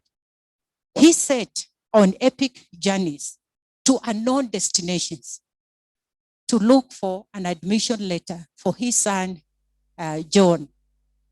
The first one was to Kakamega. Another one is when the author did not get his admission letter to Itibo High School. Those were epic journeys, and they indicate how undeterred Andrew was. Let's come to the mother, Teresia Kwamboka. The author describes the mother as a great woman, And you know what that means. When you read the book, you realize that the author identifies himself with the mother so much. So who was this Teresia Kwamboka, whom the author has honored as his heroine? She was very hardworking. She was very respectful and discerning. But she was also a person whom you could not easily look down upon. There is an incident in the book that there's a time she had saved a lot of money. She was very enterprising. She had saved a lot of money that they were able to use the savings to purchase land in Mecheo and also keep some cattle. But after some time, the father-in-law one day woke up in the morning and took all the animals and paid dowry for one of his sons. Teresa is very respectful. She kept quiet, but she made a decision. And the decision was to go back to Kericho and join Andrew. So she was very decisive, very intelligent, and very strategic. She was the pillar of the altar. Finally, let's look at Marion. Marion Onyambo is the author's wife. When you go through the book from page 209 to 210, you realize that Marion is a great woman. She's a friend to the author. She's very supportive, very disciplined, and forward-looking, and very prayerful and caring. If you go through all those qualities, you realize that there are good qualities expected of any leader. And those are the qualities which we see in the Akama of the day. So lineage plays a very great role when it comes to leadership. And when there is just some new research findings from Harvard University that there is a gene, leadership gene, that is responsible for people who are in leadership positions. How have they become leaders? That it could be inborn. Finally, when you look at academic mentors, that is the nurture side. The book really talks about people who shaped the author's life and leadership. He mentions his teachers in primary and secondary schools, his lecturers at the university, and also his supervisors in America. These mentors have contributed a lot because of their characteristics of being committed, disciplined, which are good qualities of any given leader. We see that the author took a lot from those qualities, and that is what he has exhibited to the present. There are also religious leaders who have mentored the author, the Catholic priests, and the author really appreciates them for shaping their lives, for teaching him to be patient, teaching him to have respect, and above all, teaching him hard work. In terms of governance, we can say that in the book, the author talks about poor leadership and governance. He mentions a few areas where poor governance was exhibited, higher learning institutions, and he condemns that and he gives way forward that for us to embrace a good system of education, for us to work effectively, we need to avoid or shun tribalism, nepotism, corruption, tyranny at work. And we should always embrace respect. So when you look at the finished product, that is the author from the lineage, from his lineage, and from his academic and religious mentors, you can see that we have a finished product who is a leader, who is currently a leader. And you can easily identify with the leadership qualities that his family members exuded and leadership qualities that his academic mentors and religious mentors exhibited. So this finished product, who is John Akama, represents the educated who sacrifice themselves to improve the community and the country. I just want to say that as we chart way forward, we want to say that the autobiography of John Akama is a very unique autobiography, which assists us to ground ourselves in our values, our value system. It also teaches us to shy away from foreign cultures which don't promote social, cultural, which does not promote our values, or which promote decadence, moral decadence. We need to shy away from such. He also advises towards the end that no challenge is unsurmountable, undeterred, that whenever you are faced with challenges, through focus and discipline and through wise counsel, you will always succeed. And I admire this bit, not because I'm a woman, but because I identify myself with the female characters in the book. He says that women, this is verbatim, that women are the heroines of life. They should be respected and their rights upheld. There are two great women in the author's life. That is Teresia Kwamboka and Marion Kwamboka. Those are the great women in the author's life. And from their experience and from the way they shaped the author's life, he is advocating that we should respect women and let us uphold their rights. Finally, even if we have our individual imperfections, because when the author writes this book, he agrees that he might have his own imperfections. But in as much as we have our individual imperfections, we can still succeed if we get the necessary support from those people who are close to us. And the transformation of the society largely relies on education. Thank you. Thank you so much. Get the book and read. Thank you.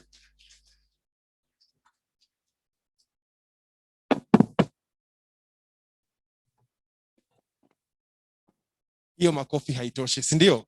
We will give them another round of applause, and this time round we will do it in a different way.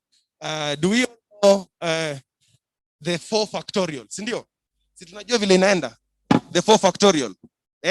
1 2 3 4 1 2 3 1 2 1. Si ndio? Are we ready to go?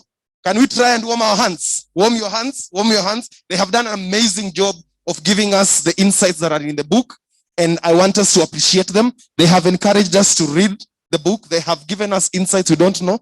So warm your hands well, and then let's go. 1 2 3 4 1 2 3 1 2 1. Okay, that was practice, huh? That was practice. Sasa tunajua sasa vizuri. Wacha tufanye vizuri sasa. Go.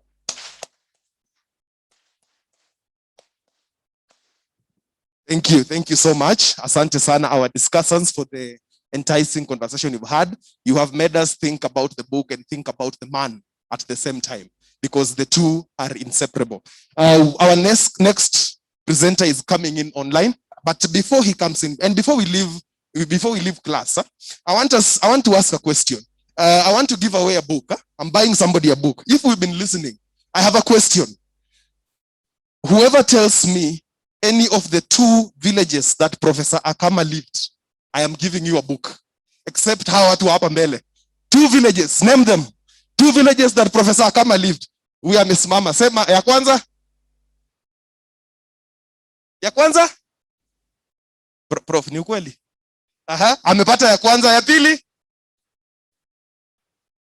Nyansakia, Prof, ni ukweli? Pigia makofi tafadhali.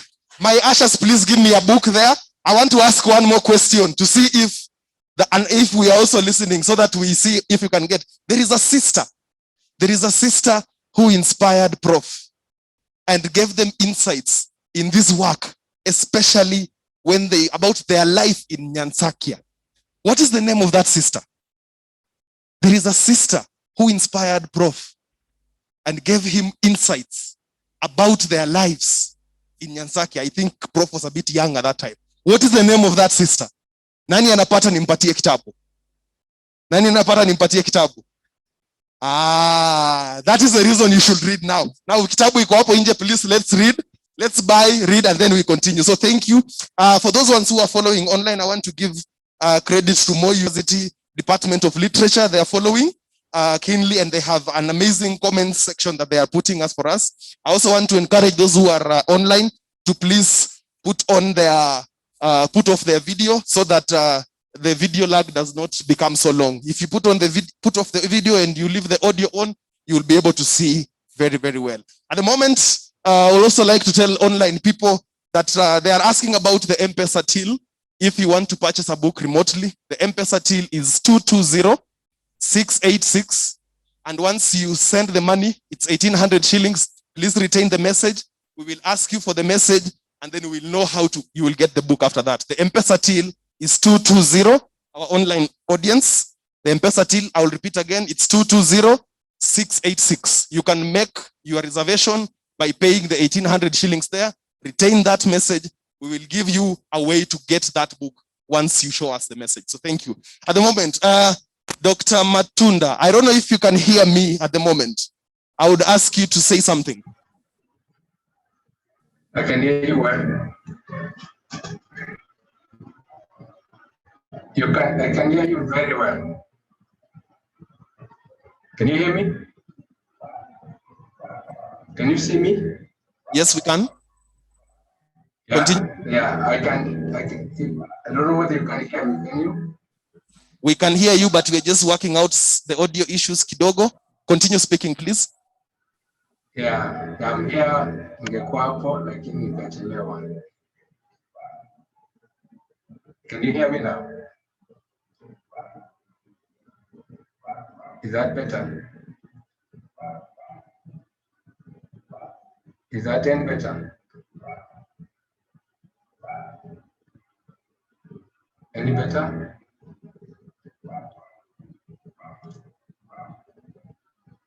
Any better?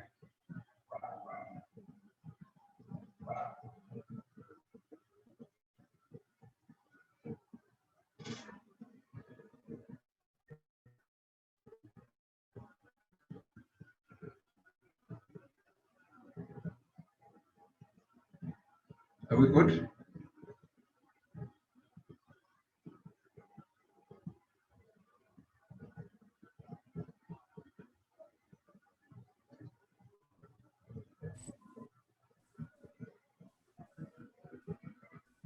Go ahead, Daktari. Are we okay to proceed? Yes, we are okay. Go ahead. We can proceed. Yes. We can proceed, yeah? Yes, we can proceed. Okay, I can see the hole is full there. And there have also been pictures outside, the hall. And it's a pity that I'm not around to feel the warmth that has been shown by all these parties that have showed up for this launch. Formally, my remarks go this way. I guess I want Professor Basile, Professor Akama, discussants, all attendees. Now, Salimia. Just listening to the discussants talk about the book, you can understand why we at Insemia Publishers fell in love with the book. I think it's one of those landmark titles that we have done. Before I make my formal remarks, let me say that we at Insemia go with this tag and tell stories. Our thinking is that we need to tell our stories in our own language. The thing is that when somebody writes a story about you, it is their story about you. But when we listen and read the story of Professor Akama as written, it is his story in his language about himself. And that's important to us because for many years, people have written about us Africans, they have written about us from outside, and in the end, what they end up projecting is not our story, but their story about us. Our business is global. We are based in Canada and here in Kenya. And I'd like to announce that even when we are more publishing out, we have recently been honored, I would say honored, where 3 out of 17 titles selected for what they call the United Nations Sustainable Development Goals book club in the continent. 3 of our titles were selected, one of them Lake Power by Sudi, Chogora by Bu, and Sabina Zerenga by Chris Okemo, who you know well, a lecturer in literature at Kisi University. For us, this is important because we think that by looking at stories critically, making sure they are valuable stories that tell stories that make sense, that provide lessons like the lessons we have learned from the discussants, then in the end, we will be consequential even as we grow. Now, before, as I may look at the perspective, so what I was to think about is the authors, I mean the publisher with respect to Undeterred, a little boy's journey to the Pinnacle of Academia. But I must preface my remarks thus, because we have worked with the professor for a long time now, and Kisi University in particular for a long time now. In part because Prof has this passion for culture, for history, for personal stories, for things that matter. He is concerned about leaving a legacy that will inform the future. So we have worked with him in the past in 2 ways. One, through the institution. I must say that Kisi University is perhaps one of the leading institutions with our titles. I'm sure that the authors are happy that people have access to them for their studies, for their work. That's important to us. Secondly, as an author himself, Professor has published with us. In fact, when we met back in 2017, he walked in with a book that eventually became the History of Kenya, and a book that has done very well, I must say, among scholars and other general readers. So that relationship has developed in that, given his passion for this work and the alignment we have with our thinking that our stories need to be told by ourselves, in our language, in the way they should be told. So that was 2017. And then the following year, they came together with Marion, his wife, and they had authored another book called The Boosty Soapstone Industry, which also critically looked at the soapstone industry in Kenya and how it has evolved over years. And the last book we did before we came to Undeterred was the book called The Untold Story of the History of Kenya, Survival Techniques and the Resistance to British Colonial Rule. If you listen to all those stories, they are themes of culture, of history, of people, identity, and the people, wanting to put the knowledge together for the generations that exist today and the generations that come.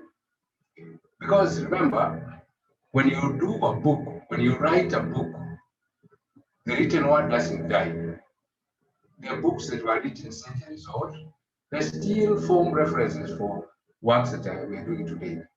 So for us, our interest is capturing those stories to make sure that posterity will benefit from that which we need and that which we are capable of documenting. And Professor has proved to be at the forefront of documenting this knowledge because he understands, and in one-on-one conversations, he says that there is always something somebody will learn from your experience, from your perspective, from your observations.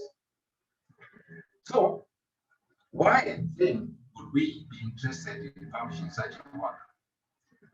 For me, at the helm of Isemia, the story Professor presents, and in fact, this came out when I read the draft that he sent us first sign. And I remember, I think I called him, I told him, over a weekend from Friday to Monday, I never read anything. My interest was good because he spoke about parallels in my journey. It took us to the roots where we came from, the schools where we went to, the things we encountered as kids going to school, challenges that they were at home. The whole thing was like, oh, this is a story I could have written, but Prof has articulated better, captured in a way that is communicative, that is that grabs the reader's attention. That's important because those experiences are the experiences that shape us, that define us, that really collectively then define who we become as a community, as a people. Secondly, and Professor Kiyama alluded to this, the work really is historical. If you look at, what he talked about from the days of campaigns between Kanu and Kanu, so this book is not unidirectional, it's not unidirectional. Captures substantial material being as a country, how we have evolved, and where we are. For us at the Publishing House, that was important because sometimes historical texts are written in very dry sense.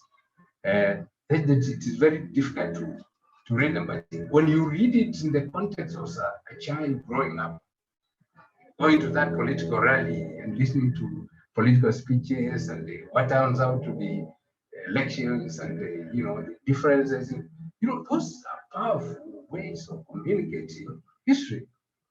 For us, that was really, really important. That because it captures that, and it is an essential thing that people should read. Another aspect is culture, and the discussant, and I remember very well Dr. Barasa talking about this.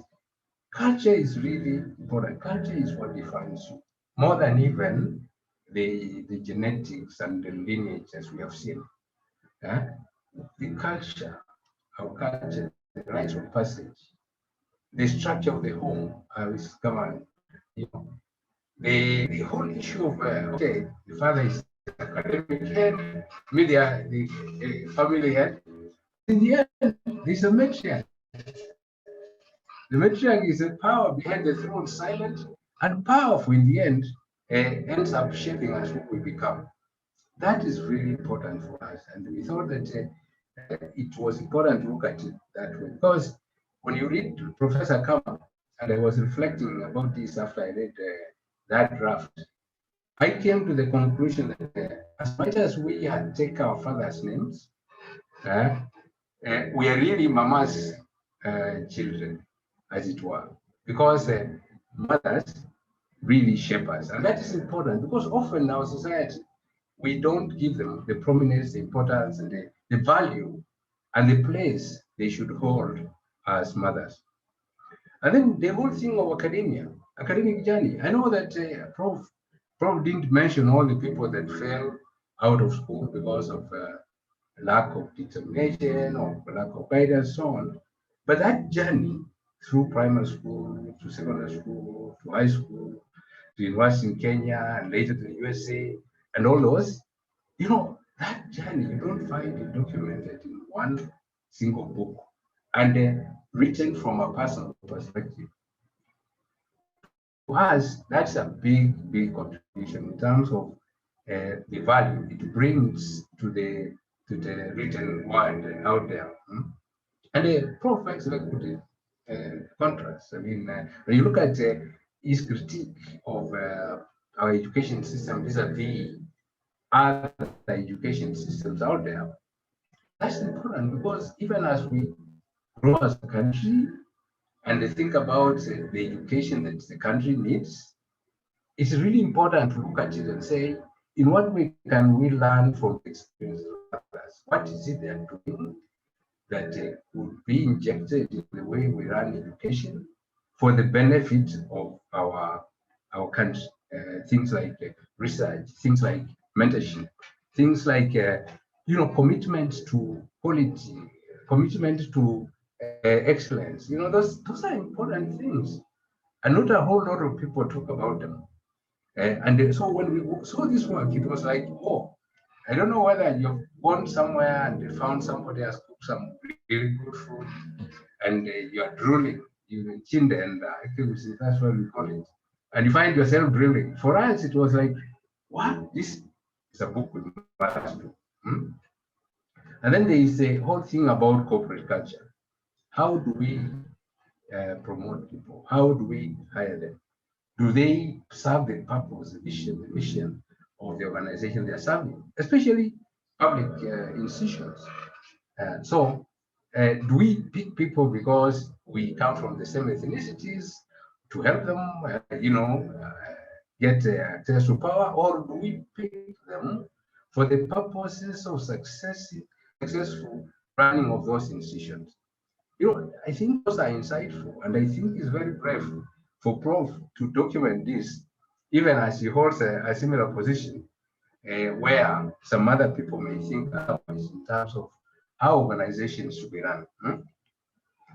So, so you may ask then, so what? First, my answer is that in the book, there's something for everyone. You are an academic, you will find something for yourself. You are someone in school, a younger person, an old person that may want to read the book, you will find something for yourself. Because one, it is written in a clear language that is readable, and there is always lesson to learn.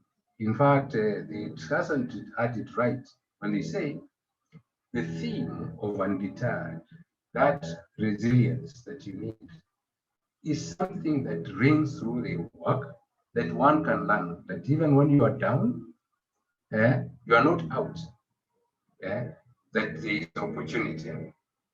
Secondly, the book is very authentic, and I will tell you why. Because Prof knows this, we had a chat with his colleagues, whether they were in the university together, people they taught together, people they work with, his profs in the USA, they provided an authentication of the facts in there. So as much as the story is interesting, everything there is authentic. That's important. And I've talked about the book being what? Written with Joshua Akama and the professors wordsmithing. I would call them, what do you call it? People have to arrange words to say something. It's very pleasant. So that is important. And then there are lessons to learn. One is that tenacity. Secondly, the drive to achieve that there, where you have arrived today, and I'm sure Professor Akama now, as he serves at Kisi University, probably is looking at, so what is the next level to go to in order, to achieve, but also contribute. Those are really important things that you need to be strong to keep going. There are lessons like, being strong. People can make you a punching bag, try to drive you down, but you don't give up just because they appear strong.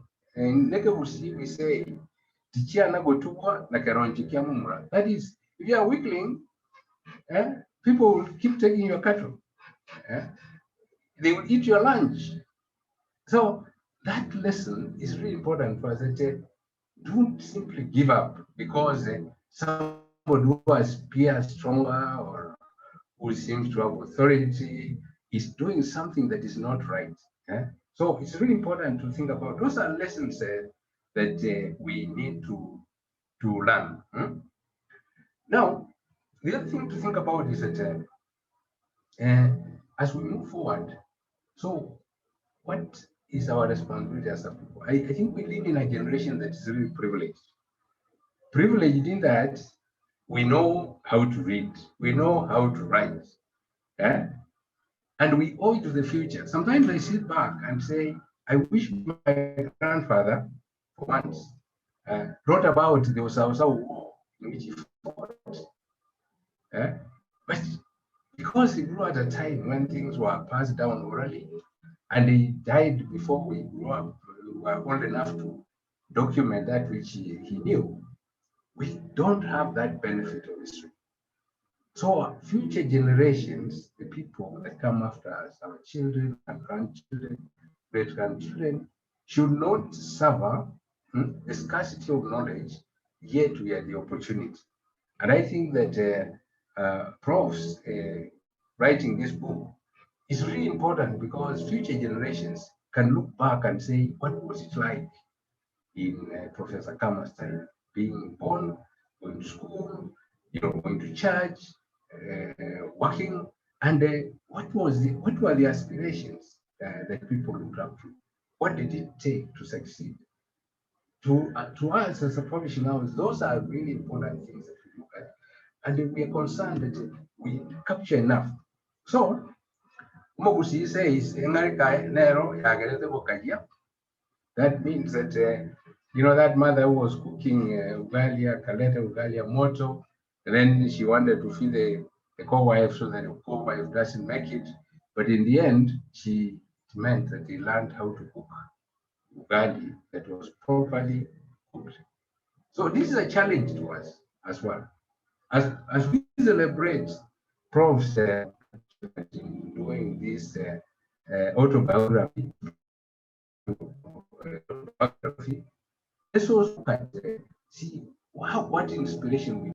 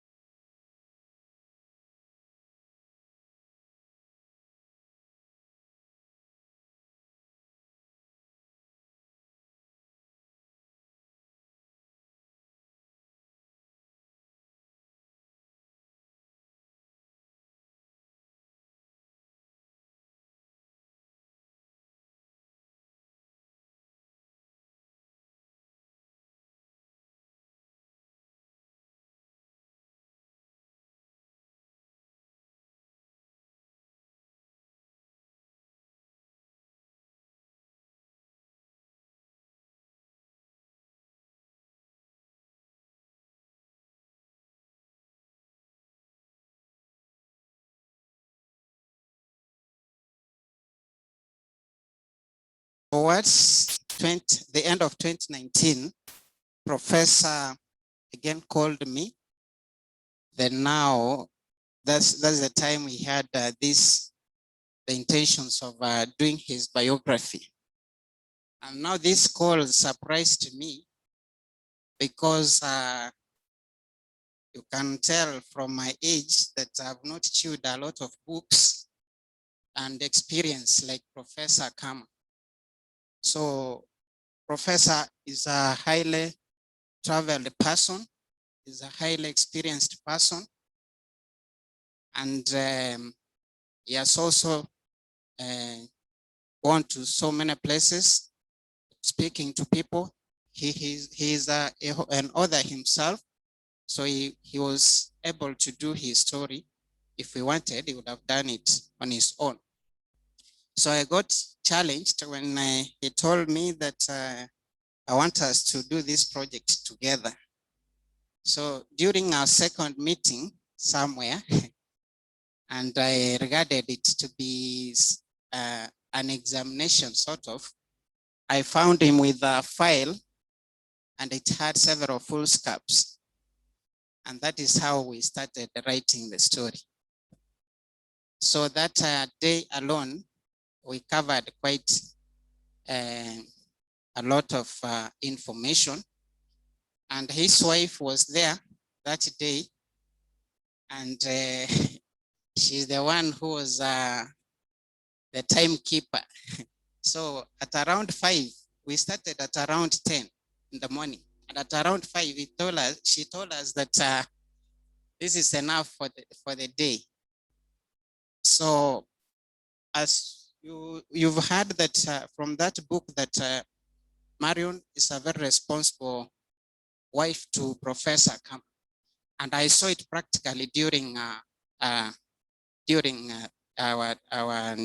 project, the time we were undertaking this project. And I've also learned from Professor Akama that people don't just wake up and find themselves heading universities or doing very serious things. It's a long journey that needs one to persevere and to stay focused. So there were situations where, while we were doing this book, Professor really got carried away, especially when remembering those sad events in his early life, especially when he lost his mother. And the way he tells it, you'll think that it has just happened. So, and I think it shows us that parents are very important, and if we have them, then we need to take good care of them. And I also learned from Professor that despite the fact that he is a highly learned person and highly experienced, he is a very humble person again at personal level.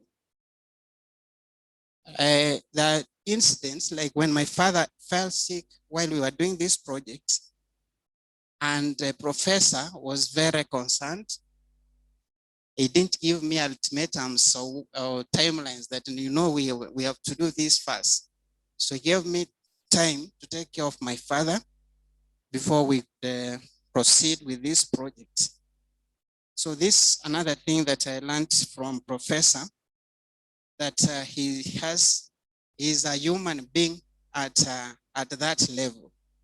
So, and I think all of us who have gone to school, we should also remember that we are human beings, and there are things that push us to the wall, and we have to find a way of navigating out of that situation.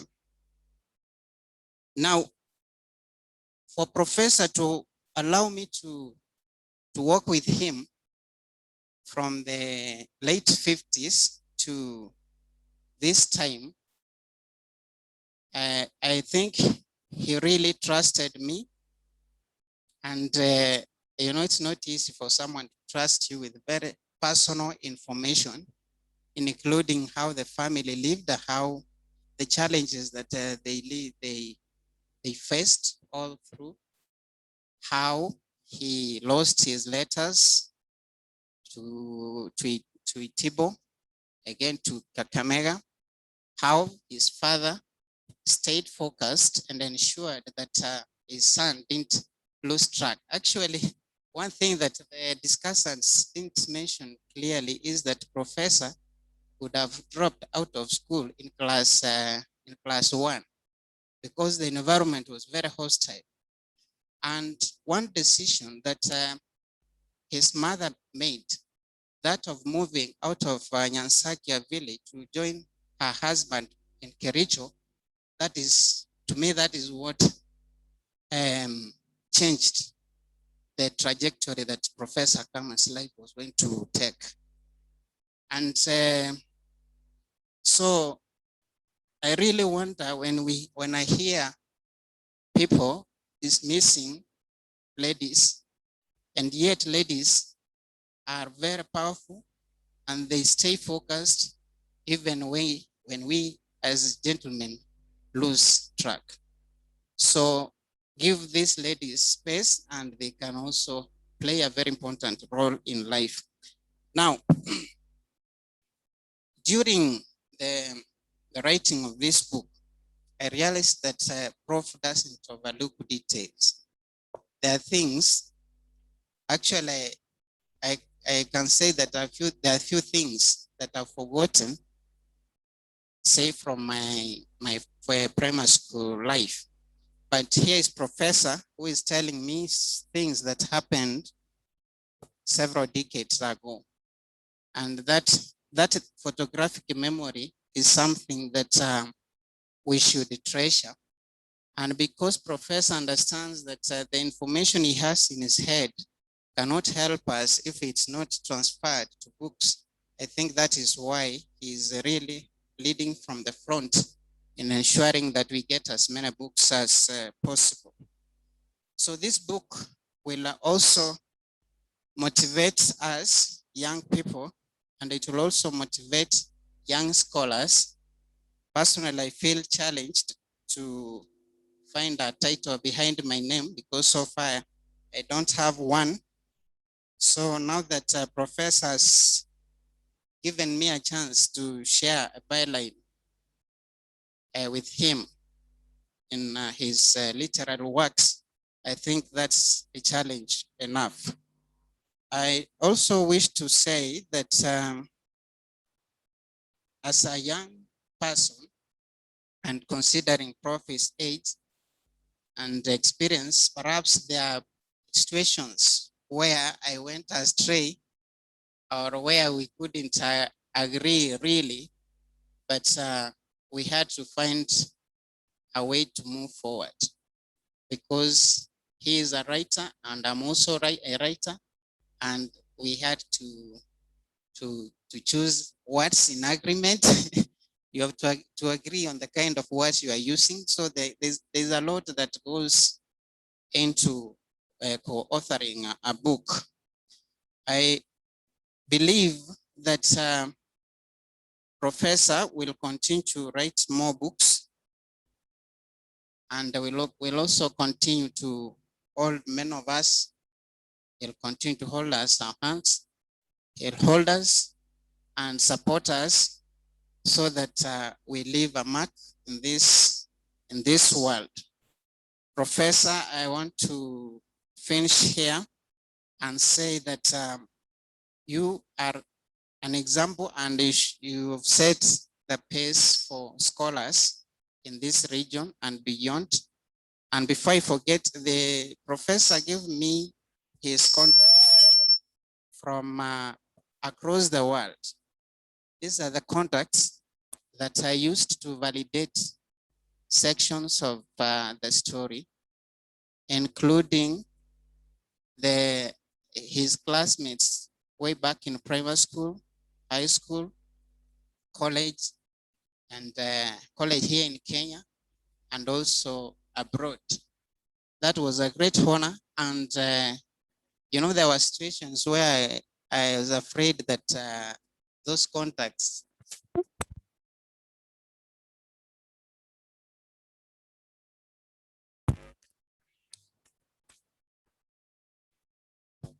So there are situations where I was afraid that those contacts may not take those requests from me seriously, but they turned out to be very positive, especially the Europeans and the Americans. They were very positive and they were very prompt. If he tells you that I'll give you that feedback in 2 hours time, then he gives it 2 hours. So these are some of the things, and perhaps that level and that kind of training is what has made Professor to be who he is. Professor also has a very big dream. I don't know why we avoided it so much while we were discussing this book. Professor has a big dream for this university. And maybe the challenge would be there are situations where your dream is not co-shared with other people.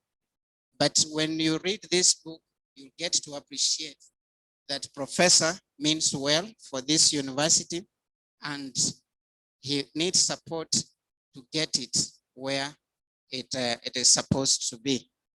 Because this mic is misbehaving and my voice is low and I've spoken a lot, let me stop here and thank you so much.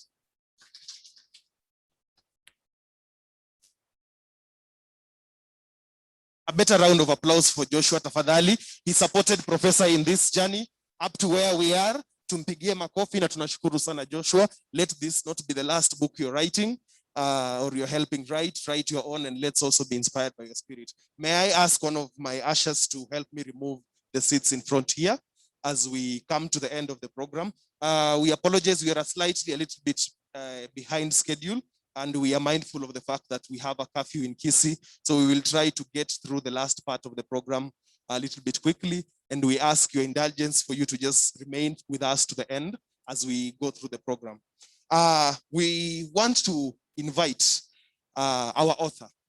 And I would like us to invite him in a certain way. I will mention a title that he has. And please, as I finish, clap. I will mention a second one. As I finish, clap. As I do that, he will be coming. Sawa sawa. Musipopiga makofi hata kuja. So can I start? A vice chancellor.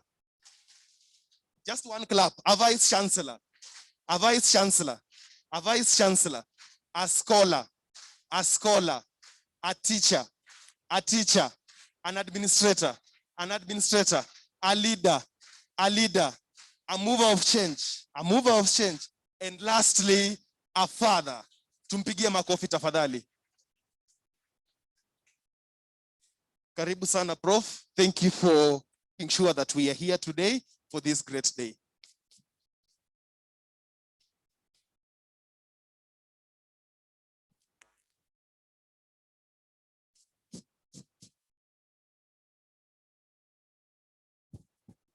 So thank you very much.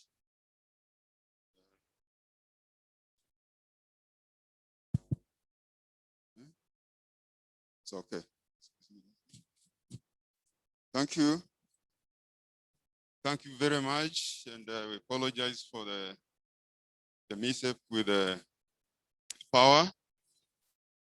Our chief guest, Professor Bosire Munari, my distinguished co-author, Joshua Raka, Dr. Nyanchama Matunda of Ensemia Publicis, the DVC, Academic Affairs,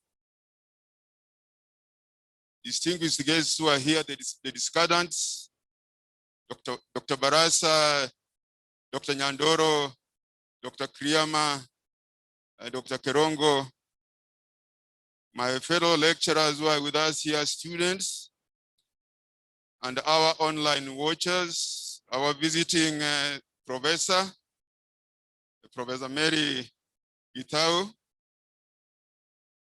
Good afternoon. Good afternoon again.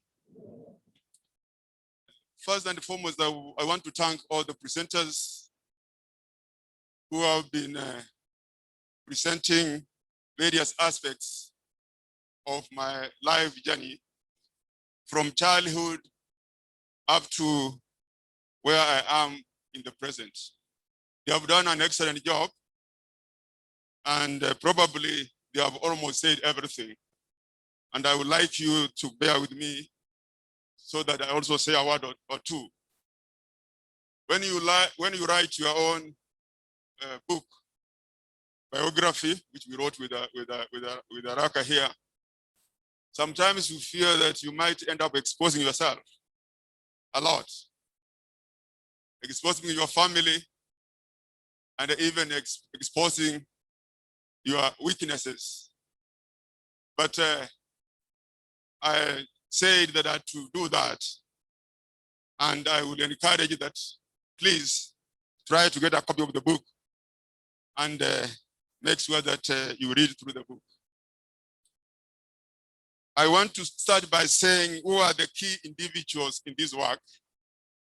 The central people in my work were this gentleman who has just spoken, this young man, Joshua Araka, who is a very promising writer and a journalist. Matunda Nyanjama, a very unique person. This guy, his area is in IT, but is able to do all those things which you have seen described even here in front of us. I have also to appreciate my wife as a key person in this work. And as Araka said, that every aspect when we were doing our interviews, my wife was always around. And indeed, she was a very good timekeeper. Really, as people have said, what was the main reason for me writing this biography? I wanted to tell my story and have it documented to act as an inspiration to the present and the future generations. And I can tell you that the stories I've heard for people who have read this book, they will tell me that the book has got a message for the young people, for the elder people, and the people of all walks of life. So I wanted to document it even for posterity. Issues which are covered in this book concerning my earlier life in the village. Many of us can relate to that kind of experience. And even the younger people, maybe who have not gone through that simple village life, they will get to understand their roots as they relate with their parents. The struggles of my parents in raising me and my fellow siblings in those earlier years comes out very clearly. And here in particular, the role of my mother, Teresia Kwamboka, as the standards have put it very clearly here, she was a unique person to me. And by the way, and I think she presents many of the women who are unsung heroes in our families, in our communities, and in our countries. This is a lady who worked very hard and basically sacrificed her life for the good of her children. Aspects of my educational experiences, they are very pertinent to particularly to young people. What I see in my book and in myself is that basically I'm a very average person. I don't see myself as being, very unique in any way. But what differentiates me, and I've captured it in the book, is usually the determination, the commitment, which I put in whatever I've done throughout my life. In fact, I've seen throughout my life journey, there are people who are far better than me, who appear to be more gifted academically, but because of lack of commitment, they were unable to reach where I've reached. So I want to challenge particularly the young people in this room that with commitment, the sky is not even the limit. I never thought when I was going through primary school, as much as I was committed, that I would come this far. My university experience, even for the Skisi University students who are here with us here, they will relate with it very well. And here it clearly shows that what kind of friends do you keep around you? You go with the wrong friends, you are completely wasted. My American experience, very interesting. You go to a different culture. Their behavior, their values, even the way they do things, the way they relate with one another. So that is clearly captured in this book. Many young people want to aspire to go to overseas to America, but let me tell you that going to America is not going to Canaan. Probably we are going to a country which is more competitive, a country which is more unfriendly than what we have here in our part of the world. My experiences, my work experiences from all the way from a high school teacher, all the way to being a teaching assistant, being a lecturer, professor, all those are very good aspects which people can learn from my life story. This book, as the discussions put it, is well contextualized. I've managed to contextualize my life history within the broader Kenyan history and experience. When you look at my childhood, how I grew up, when you look at my middle life, it really evolves very well and is well contextualized with our Kenyan history and our Kenyan development. I grew up at the time of independence. The experiences which we had at that time, our primary education had a lot of colonial elements. How I went all the way to the university where we experienced the coup d'etat of 1982. All those, I've contextualized them in this particular book, even to the current contemporary time. So it's a highly contextualized book in terms of history, in terms of culture, in terms of education. Issues of socioeconomic development, well presented in the book, and sometimes I wonder whether, as Kenyans, are we really pursuing sustainable development? When you look at our elders, our fathers, our grandfathers, you can say the way they live their lives in terms of culture, in terms of social interaction, their livelihood, there was a lot of sustainability. What about now? We call ourselves the modern people, people of the 21st century. But is the kind of life we are living, is it sustainable? Are we maintaining our values? Are we really sustainably developing as families, as universities, as communities, and as a country? So that issue is very well contextualized in this book. And we keep wondering whether really are we on the right track or we are really getting astray. My dear audience, both in the online and the one we are physically, the discussions have well captured the issue of the pillars. The people were the pillars in my life. I have got to tell you, please, and accept on that one from me, that I wouldn't not have been what I am, was it not because of my late mom, Teresia Kwamboka. This woman was a woman of resilience, was a woman of determination. In fact, they were the opposite with my father. My father Akama, whom I've taken the name, was an easy go-around kind of person. Akama was more of a socialist, as the scanner said here. Akama would like to spend time with his friends, sharing the little he had with them.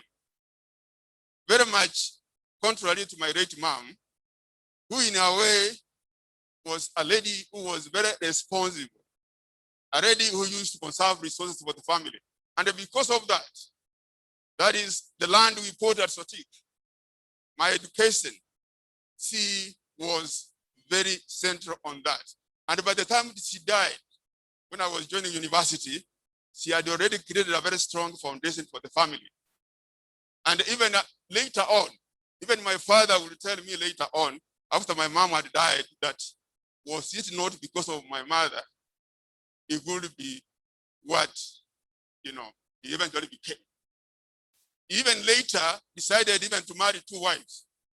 He told me that to marry 1 wife will not compensate for the wife he had lost. So he went and married 2 wives. And even after marrying the 2 wives, he said that they were not equal. In fact, my father was always quarreling with these wives. They wouldn't measure to this great woman who sacrificed her life. My mom, even the sickness which she developed later on in life, is related to the kind of work she was doing. She will cultivate land, planted tea, 2 acres tea alone, single-handedly. She will clear the vegetation. She will build the small houses where we were staying, single-handedly, where my father was merrymaking in Kericho and other places. So you can see, men, you can be lucky. If you have got the right wife, she can easily transform your life positively. So let us appreciate our wives, our mothers, and our sisters. They are the unsung heroes. So that is what I've brought up very well. My 2 grandfathers, Otuori and Sorana, those were very unique characters. The story of Otuori has been told by the Scandals. The kind of love they had between him and his brother who repressed him and went to war.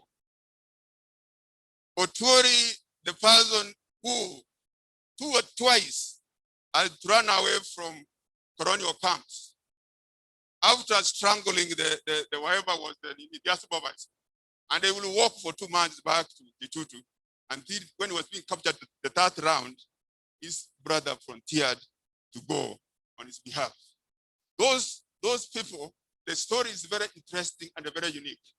And as people have said here, there's nothing. I cannot say that I'm a people Kichi, by the way, as you have heard very clearly. I've got roots in Mansailand. When my parents later came to Nyansaki and near Duoland, there's some Luo blood there. A lot of intermingling. Historians have got it wrong when they talk about Kisis as if they are just a pure group.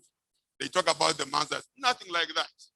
There was a lot of intermingling of people, and then we have to do the DNA of all of us. They will find that Baraza here has got a bit of Mansai blood, a bit of Luo blood in the DNA. It is the colonialists who made us believe that we belong to distinct tribes. My academic mentors, here there are many. All the way I've mentioned them in the book, from primary school. The teacher who taught me mathematics in the primary school. High school, the teacher who taught me there. But when I went to America, I got very good, I was very lucky to link up with some of the best American academicians who also understood Africa. Many of these have been to Kenya. Somebody like Tad Bernard. Tad Bernard was a good man. These are Americans who would sit with me, share a meal with me, unlike most of other Americans. Somebody like Sidia Nyamweru, a lady who taught us at Kenyatta University, at that time, Kenyatta campus. Sidia Nyamweru, a lady married to a Kenyan, a lady who was very visionary, and she played a very critical role in making me go to America. Christopher Rand was my academic advisor at PhD level. But you may be surprised that Chris Rand was younger than me in age. I was 2 years older than Chris Rand. The American education system is a very unique one. This guy was identified as an A student when he joined the University of Iowa. And because of that, he was accelerated through the PhD. And within a period of less than 5 years, he had finished his PhD. And for sure, this guy helped me conceptualize my research topic. He was somebody who was very much endured in conceptualization and the issues of analyzing the underlying issues of any research issue. Now, somebody like Robert Maxson, who was written forward, Gifford Doxey. This was the only American who used to give me money. An American cannot give you money for free. But for one reason or another, this guy, Gifford Doxey, used to give me money. One time, he surprised me by giving me $400. One thing he didn't know, that money, I will later in the evening spend it with my fellow Africans drinking in the nearby towns. You know, that is some of those unique aspects which we have managed to mention. I want to finish by saying that one thing which I have also brought up in this biography is the issue of the role of faith. The role of faith or the role of providence. In my life journey, I realized that faith, providence, you can call it, I don't know, God or Satan, they do have an impact in our life bearings. You see, for instance, I was supposed to go to a junior school in Form 1, but I became sick. I was not able to join Form 1 because I was sick. So I had to repeat, class 7. And because of that, I excelled in my primary exam, and this made me to go to a better school. So basically, faith comes out very clearly. Because of sickness, I ended up going to a better school. The demise of my mother, here is a lady who died relatively young. Her death basically played a very big role in influencing my destiny on how I moved forward with my life. My mom dying at that time made me almost immediately become an adult. I can tell you, when you lose your mom, there's nothing as historical, as touching as when you lose your beloved mother. Even when, for those guys who have lost their mothers when they are older, they can attest to that. It completely changes your life and you will never be the same again. Of course, even also losing your father. Now, the issue when I had applied for masters, to go for masters in the University of Nairobi, that time, Kenyatta campus was part of the University of Nairobi, and I was not admitted there. I didn't get admission.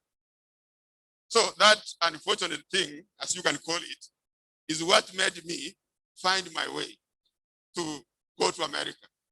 In the process of me not being admitted, when I went to KU, I met this American professor, Tad Bernard, who was on sabbatical leave at KU, whom we clicked together with Sira Nyamweru, and they managed to arrange for me to go for further studies at Ohio with a scholarship from the American government. So you can see, providence, faith does affect what we become. And I think all of us can relate to that. Now, what I've said here, and I'm finishing now, I've talked about my Kisi University experience, captured, by the way, many pages in that book. My Kisi University experience, has been one of the most complex experiences I have had in my life. In fact, I can tell you that I have grown in terms of maturity, in terms of relating with people, in terms of my work ethics by working here at Kisii University. So I can say that I have grown, the time I've been here, I have grown with this university. I have got to say one of the most challenging things in terms of governance in a university environment or any kind of governance is the diversity of stakeholders you interact with. People with very diverse thinkings. In fact, most of us, the way I've gotten to know people, and I'm sorry to say this, everybody put his or her interests first. So many of the people who interact in my office are talking about what? They are what? I'm sorry to say that human beings are very interested. What is my interest here? What do I gain from this thing? And in many instances, we don't look at the bigger picture. But at the same time, I've worked with so many visionary people who have really influenced my administrative work here at the university. I've clearly said that, and I've said that managing the expectations and the interests of diverse stakeholders is something very, very, very, very, very challenging. Laying the foundation of a young university in terms of infrastructure, human resource, and academic development, those issues are clearly captured in my biography. Finally, my dear brothers and sisters, I have finished this book, and reflecting now, I think that we are, as a people, we are at the crossroads. I can strongly say that we are at the crossroads, whether we are talking about economically, culturally, politically, environmentally, even with the issue of the corona pandemic. Economically, for instance, we are here as individuals, as Kisii University, as Kenyans. We don't know what tomorrow would be, having for us. We don't know, with the challenges we have of economic challenges coming up from the national levels all the way down to us here, we don't know how tomorrow will look like. So, culturally, I can tell you that we have completely, in one way, changed our way of thinking.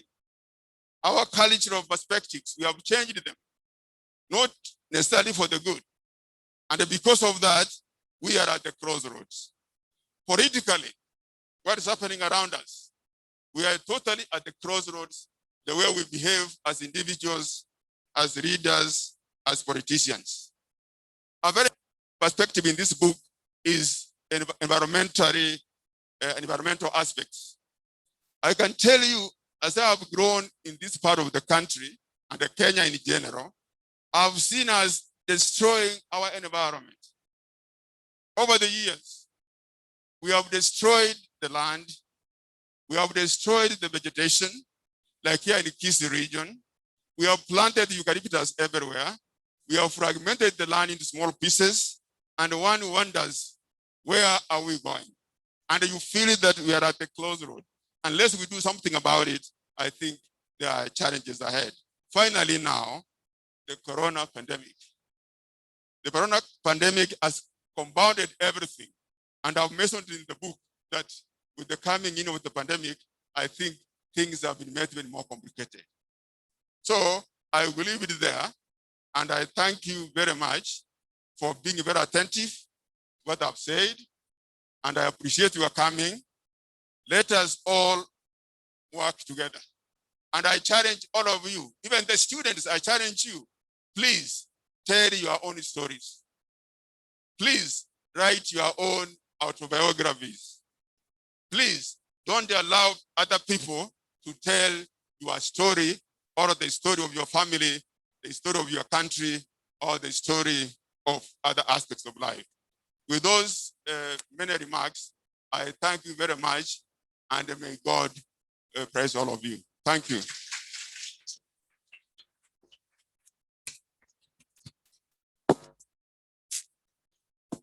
Hiyo makofi haitoshi. Hiyo makofi haitoshi. Our VC is from the Nyayo era, so we will give him Nyayo claps. Tunakumbuka mzee Moi vile alikuwa anatupatia makofi. Sasa warm your hands, warm your hands. We are coming to the end of the program. Moja, mbili, tatu, funga. Usifungue. Usifungue. Thank you, Prof. I will go straight to the end of the program where we are now welcoming our chief guest. Our chief guest is one Professor Bosire Monari Mwebi, who is the chairman of council in Meru University. Professor Mwebi holds a PhD degree in the area of teacher education and a master's in educational administration of post-secondary education, both obtained from University of Alberta, Canada. He possesses a Bachelor of Education degree with specialization in economics and history from the University of Kenya. He has been a part of a great many projects in his life, currently running at the moment. Prior to becoming a university professor for 15 years, Professor Mwebi was a high school teacher, district inspector of schools, Muranga, and deputy district educator officer, Embu Ministry of Education in Kenya. Professor Mwebi has been a member of a number of scholarly associations, them including the Canadian Society of Education, the Canadian Association for Teacher Education, Physical Education and Health Canada, member in Atlantic Interdisciplinary Research Network. Professor Mwebi was also a founder chairperson of Kenya Community in Greater Edmonton in 2003 to 2004. This is an active member association of Kenya in Alberta. We clearly have a very distinguished gentleman today to speak to us. Let us accord him some time and a round of applause as he comes to speak to us. Karibu sana, Professor.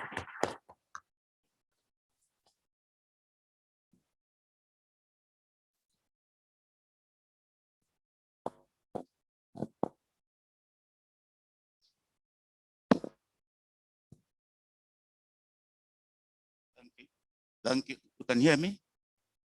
Okay.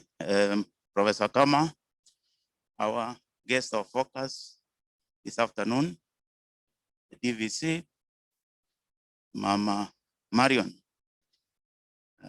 the co-author, our distinguished guest, distinguished Prof from the US, members of the faculty, students, good afternoon.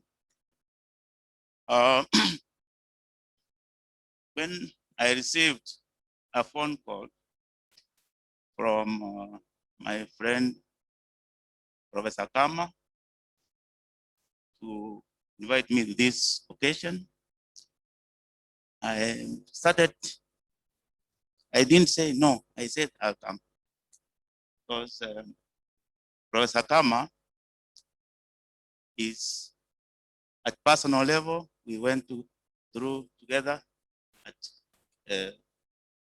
University of Nairobi, then KU, we're in the same PhD program, actually did history together. So when I received the book and reading the book, surprisingly, he had a lot of resonance with him. So I asked myself, it's like there was some unseen hand that this is where to attend. I personally grew up in a very poor family. And the time I joined KU in 1980, my dad had passed on in March. That was the first one. And as I was in KU, I was also paying school fees for my siblings, which, again, my colleague, Professor Akama, was doing the same. So we were all there, but having our cover stories that were part of our lives. So when Prof asked me to Akama give a keynote speech, I ask myself, what should I say? How would I put it? Then I ask myself, after we left KU, we went different paths. I went and taught in Rift Valley, in Central, became a district inspector of schools in Muranga, went to Emba as a deputy DO. I got a scholarship to study in Canada, did my master's and PhD. I taught in Canada for 14 years as a professor in Faculty of Education. And then later, the last 3 years, I've been a consultant, was CBC, in which curriculum which is being now implemented, and also been involved in other international consulting. Professor Akama, when you read his book, which he has documented, his academic achievement, his accomplishment, his scholarly work in the academia field, I feel, Prof, it's not just Kenyan professor, vice chancellor, he's a global scholar, educator, and leader. And I should now use this opportunity to share some of experiences of global, where Prof sits at that table. And they will definitely sit at the table of global scholars by his track record of publication and the scholarly work. So my topic today will be enhancing university faculty research and innovation capabilities to generate wealth and quality of life in Africa. I want to use this forum not to address Kenyans, but African universities.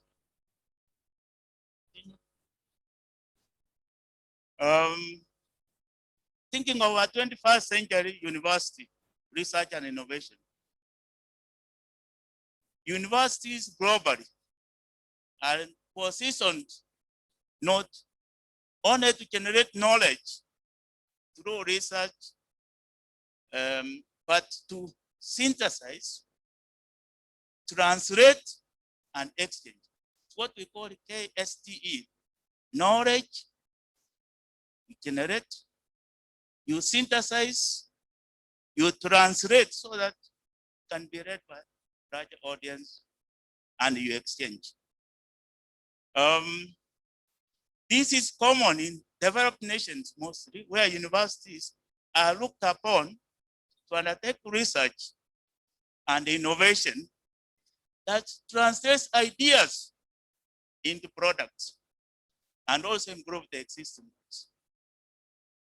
That is how most countries are developed, through universities. They are not developed from anywhere. This is where the brains are, very lot of potential. Next.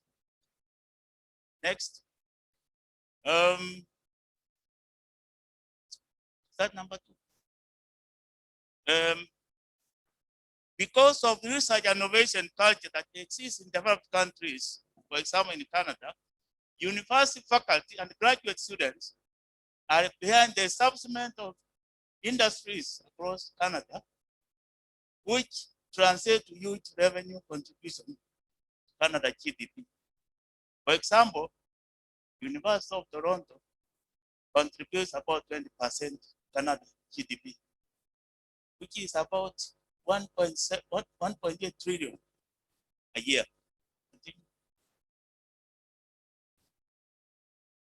Now, I try to look at COVID as one example that is challenging countries globally. And one is COVID pandemic and vaccine potential. as one of ways we need to address issues in society. He said that evident most of COVID vaccines are originating from developed countries which have established university research labs and innovation centers. According to recent reporting on COVID, on research status, African universities don't feature in research related to the vaccine. Continue. What is the secret behind? Going very fast. I've said that, as I've just given an example, that COVID vaccine is one example that shows how societies are looking upon universities to address this pandemic. And what is the secret that is making those universities to be premier in research and innovation in developed economies? It's no wonder developed countries dominate research and innovation. The secret is primarily on how universities are traditionally set up. Let us look at the faculty and the graduate student entering the university and research and culture. Next. I want just take to you. I want to share with you what I went through. That's my journey. And the journey of those who teach in North America. It's very rigorous. Testify with me. Entry is through rigorous tenure track recruitment, usually beginning as assistant professor. Then new faculty or professor, assistant professor, will have access to seat grant to help engage in research. And then the expectation of appointment are clearly stated, including research and publication in peer-reviewed journals. Regardless of what you came with into the program, doesn't count. It only counts so employment. It only begins when you start employment. A faculty is appointed usually 2-year contract, renewable for another 2 years on demonstration of accomplishment in research and publication, teaching and service to community. And the publication should be in peer-reviewed journal, which Prof, by the time you finished his PhD, you already had a couple. You already qualified to start teaching as an assistant professor. On the 5th year, this is the most, actually, during the 2nd year, if you don't demonstrate that kind of achievement, your contract is terminated. You go home. If you are making well, then you proceed. The next one, then they give you another 2 years. On the 5th year, you apply for tenure track. That's why it's called tenure track appointment. You are on track, tenure.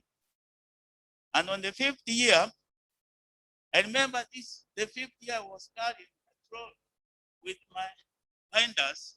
I couldn't lift them because of the 5 years I've been accumulating. And then here the decision will be made whether to tenure you or you go home. And again, if you do well, you are tenured. So this rigorous research culture, it builds the capacity in research of faculty to continue researching and address the issues in the society. Next.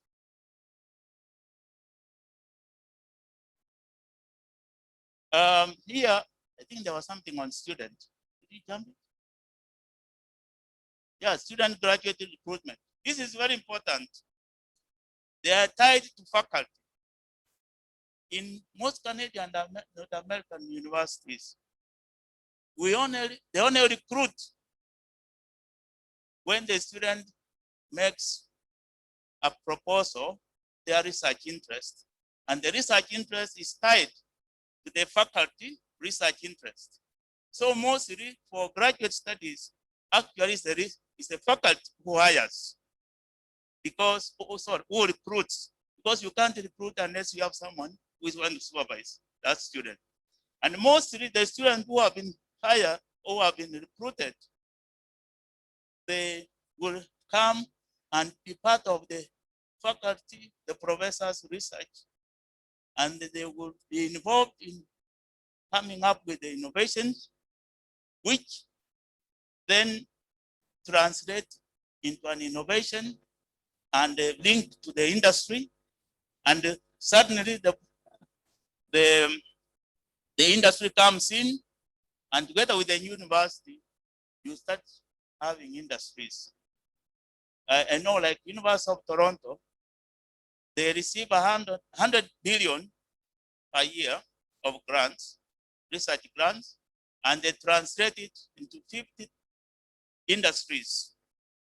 And those industries, then you see the products in the market. Next.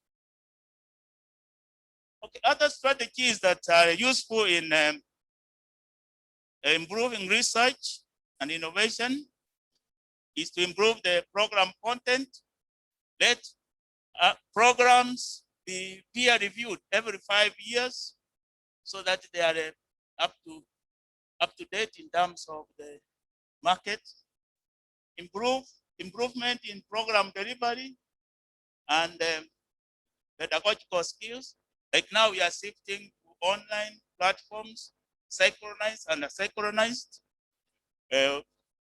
Innovation possibly through public and private partnership. That's very important. Working with the private sector, and also interface between industries and business. Those are the strengths that we can build on. Move on. That's just what one. I think it's somebody I've met someone. No, just a second here. Innovation. There is need for systematic improvement of strategies in post-secondary institutions, business models. So business models that work with industries to generate revenue streams. Continue. Continue. To build the interface require matching strengths. So our strengths with opportunities, building industrial consortium models, simplifying especially rules of engagement. Instead of having an MOU or an MOA, 10 pages, why not just 1 page? And to do the job. And then this is a very important, enhancing commercialization and the knowledge translation survey among faculty and the student. Faculty should be thinking about business as well as graduate students. Next. Next. Next. I've spoken about. Let me explain. Creating simple rules of engagement with industry helps streamline their investment in people and research at the universities. Standard templates for contracts, as well as clear policies on overhead and intellectual property.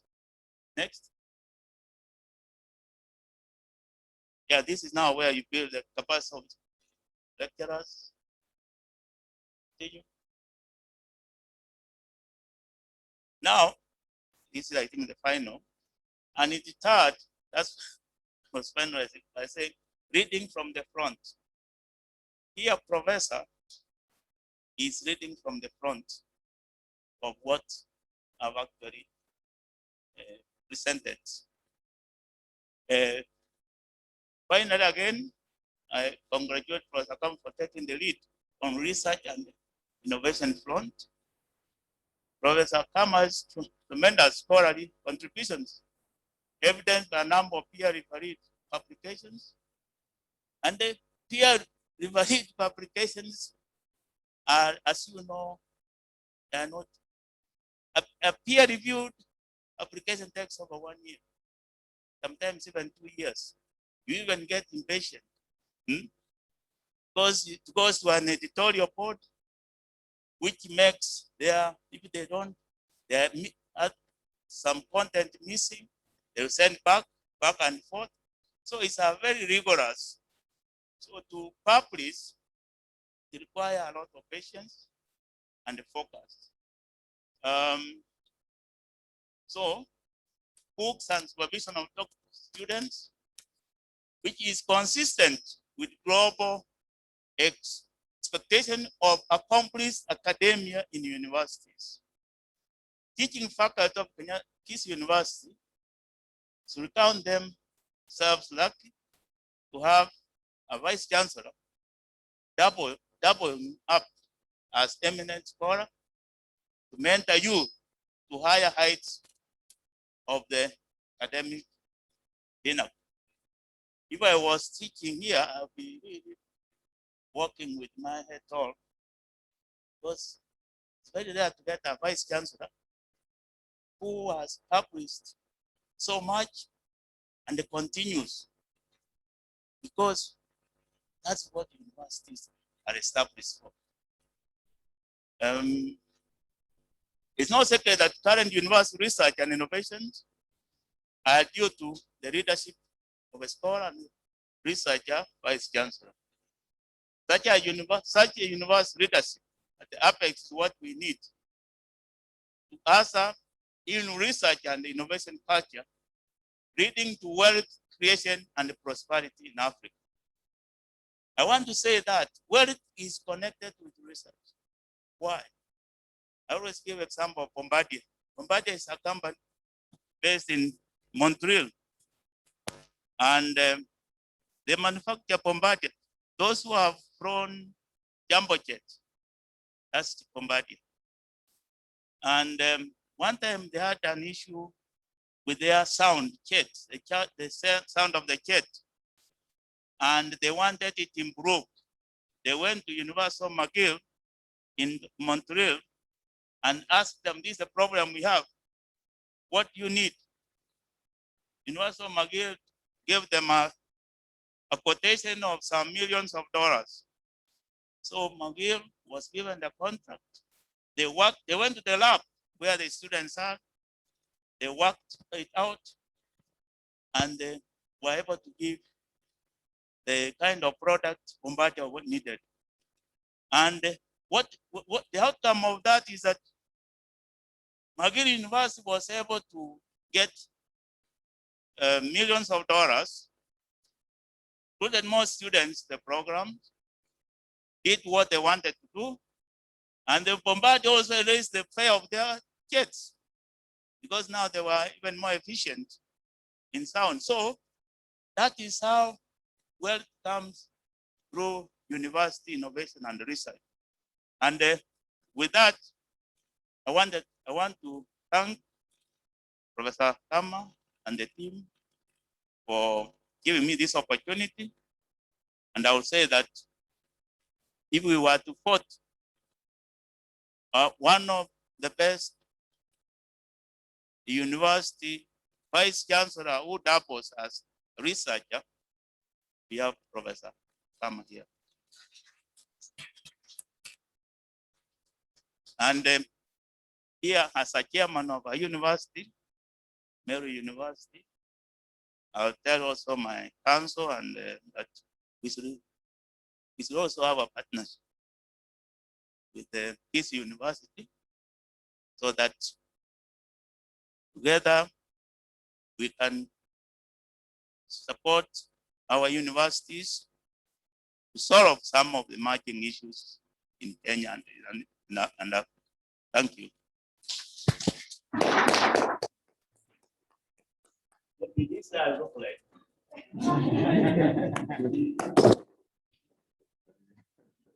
Thank you, Professor. These days with Corona, you know, you can meet somebody and you don't actually meet them. When you meet them next time, they're looking at you like, you know, we met in Kisi, but kumbe, it's not your fault. Half of the face was covered. Thank you, Prof. Our pleasure to receive and speak and listen to you today. I want us to give him A round of applause. Si tunakumbuka Karabanda Seniorita, si tunaijua. Tupatie Prof Karabanda Seniorita, akienda kwa university yake, maybe he can teach them also what he learned in Kisii, ndio? Haya, Karabanda.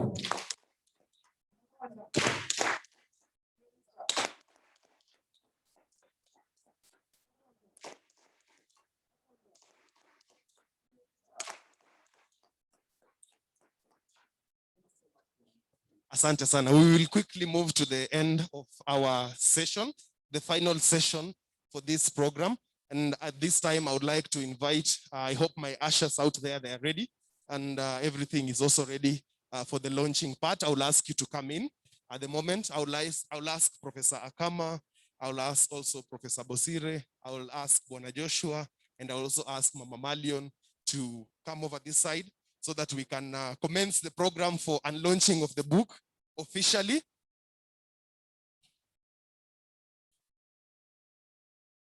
I am looking for Makasi tafadhali, my ushers. Ma'am Makasi koko nje. Please come with it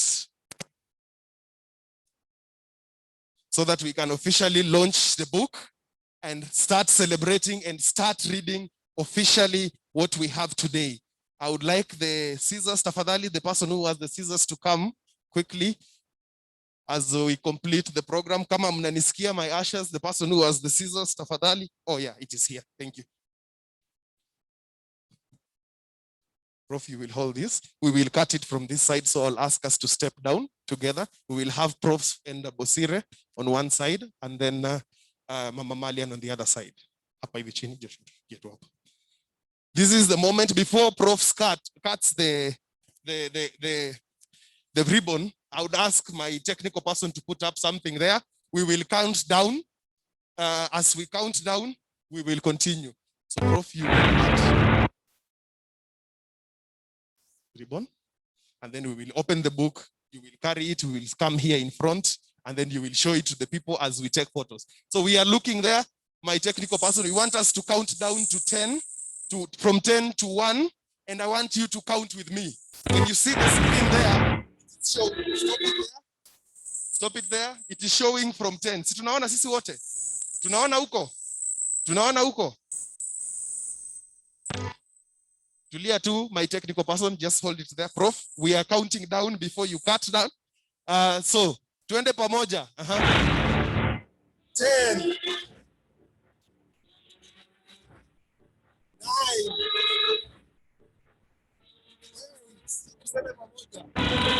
6, 5, 4, 3, 2, thank you so much. Thank you so much, Prof. You can cut and then you open. Tupige makofi akiendelea tafadhali. Kata hapa.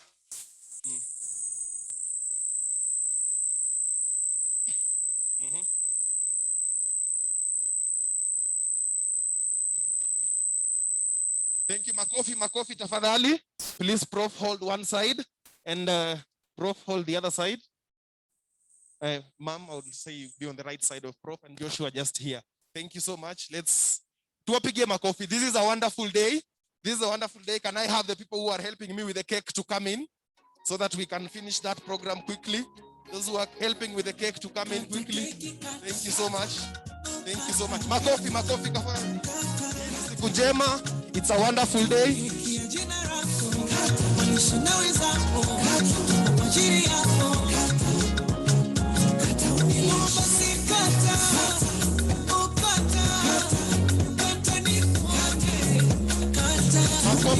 Makofi.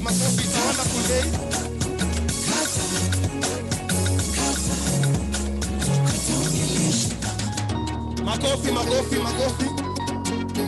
Makofi tafadhali. Our chefs at the end, be ready to start serving the tea. Nataka kuanza.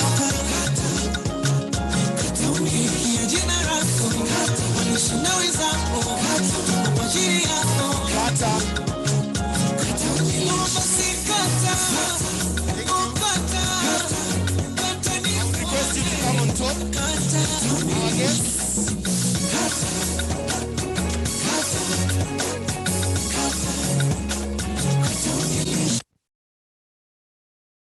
envelope so that you cut it.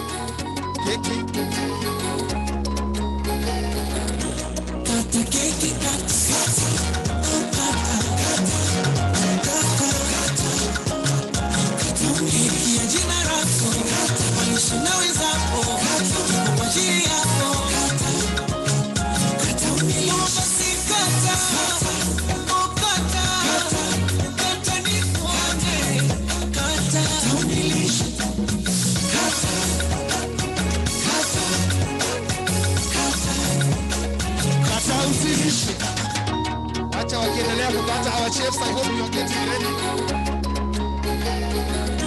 Kata keki kata. You are getting ready.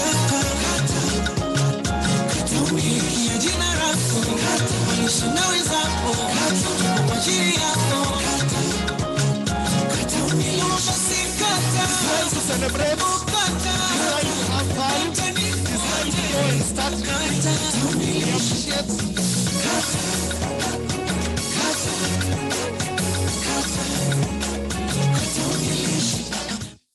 It is a good time and we want to enjoy our chefs at the end. I hope you are getting ready. Kata keki kata.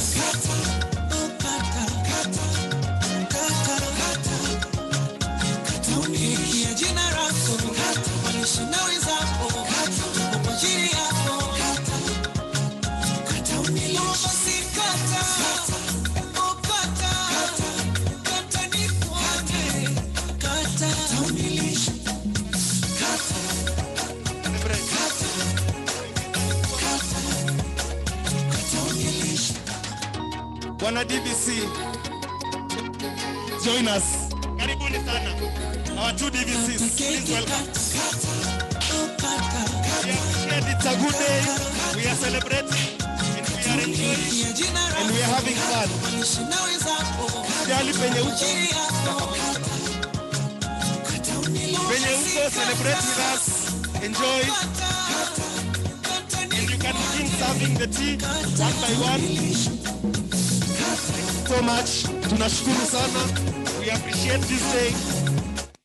And we thank you for being with us here and sharing this wonderful moment. Thank you, Prof, for bringing us together. Thank you, Joshua, for supporting Prof in writing this book. Thank you, Professor Bosire, being here today. Thank you, Ma'am Malion, for supporting Prof through the entire journey. We appreciate you and we thank you as we continue with this journey. Tunashukuru sana. Our DVCs, karibuni sana. Asante. Karibu. Time to share. Be happy. Enjoy what we have.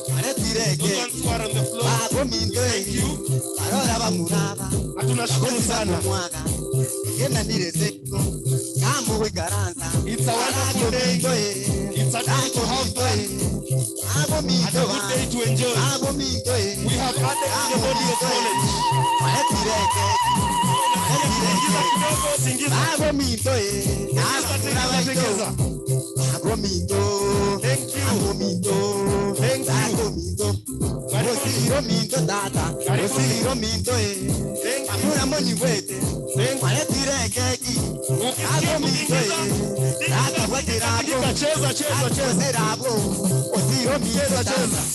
you. Machaia kabisa.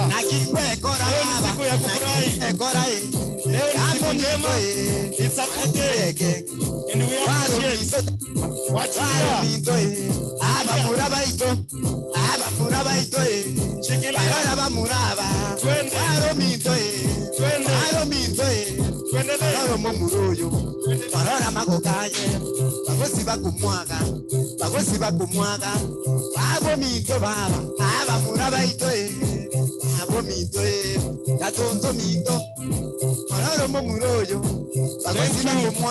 Thank you. It is a good day. We are happy. Tumefurahia. Madam Madam Karibia. We know you know how to shake it. Karibia, Madam mate. Dr. Gladys. Karibu. Olero ya mate. Let us celebrate together. Let us stand. Let us enjoy. Ama no muyole. Let us. Ama no muyole.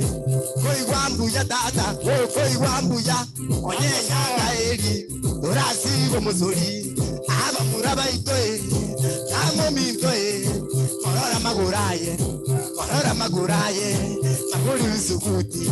Orora maguraye. Twende. Oke bisukuti. Inyandoro mintoe. May I ask those who are waiting to get seated? Malizia. Hapo sawa. Kama sawacha. Kama kabisa. Kama naya dada. Koi wambu ya dada. Koi wambu ya. May I ask us to continue getting back to our seats so that we can program. Let's continue getting back to our seats. Pole pole. Tucheze tukienda kwa viti. Tucheze. Achilia. Furahia. Hapo sawa. Yeah. It's a wonderful day. It's a wonderful day. We are happy. We are blessed. Hapo sawa. Wazee wanaenda chini na wewe sasa. Hapo sawa. Hapo sawa. Thank you. Thank you. Akingwe kora dada. Karibia viti zetu.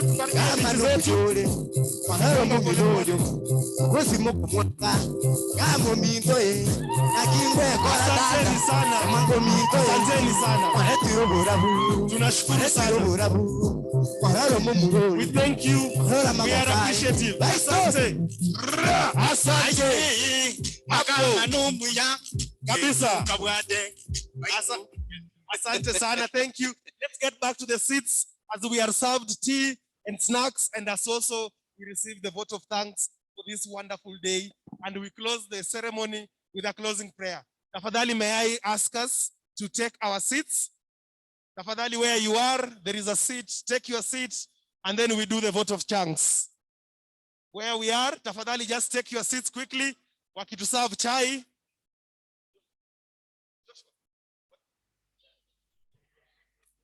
Let us take our seats quickly, and then we do the vote of thanks as we close with a wording prayer.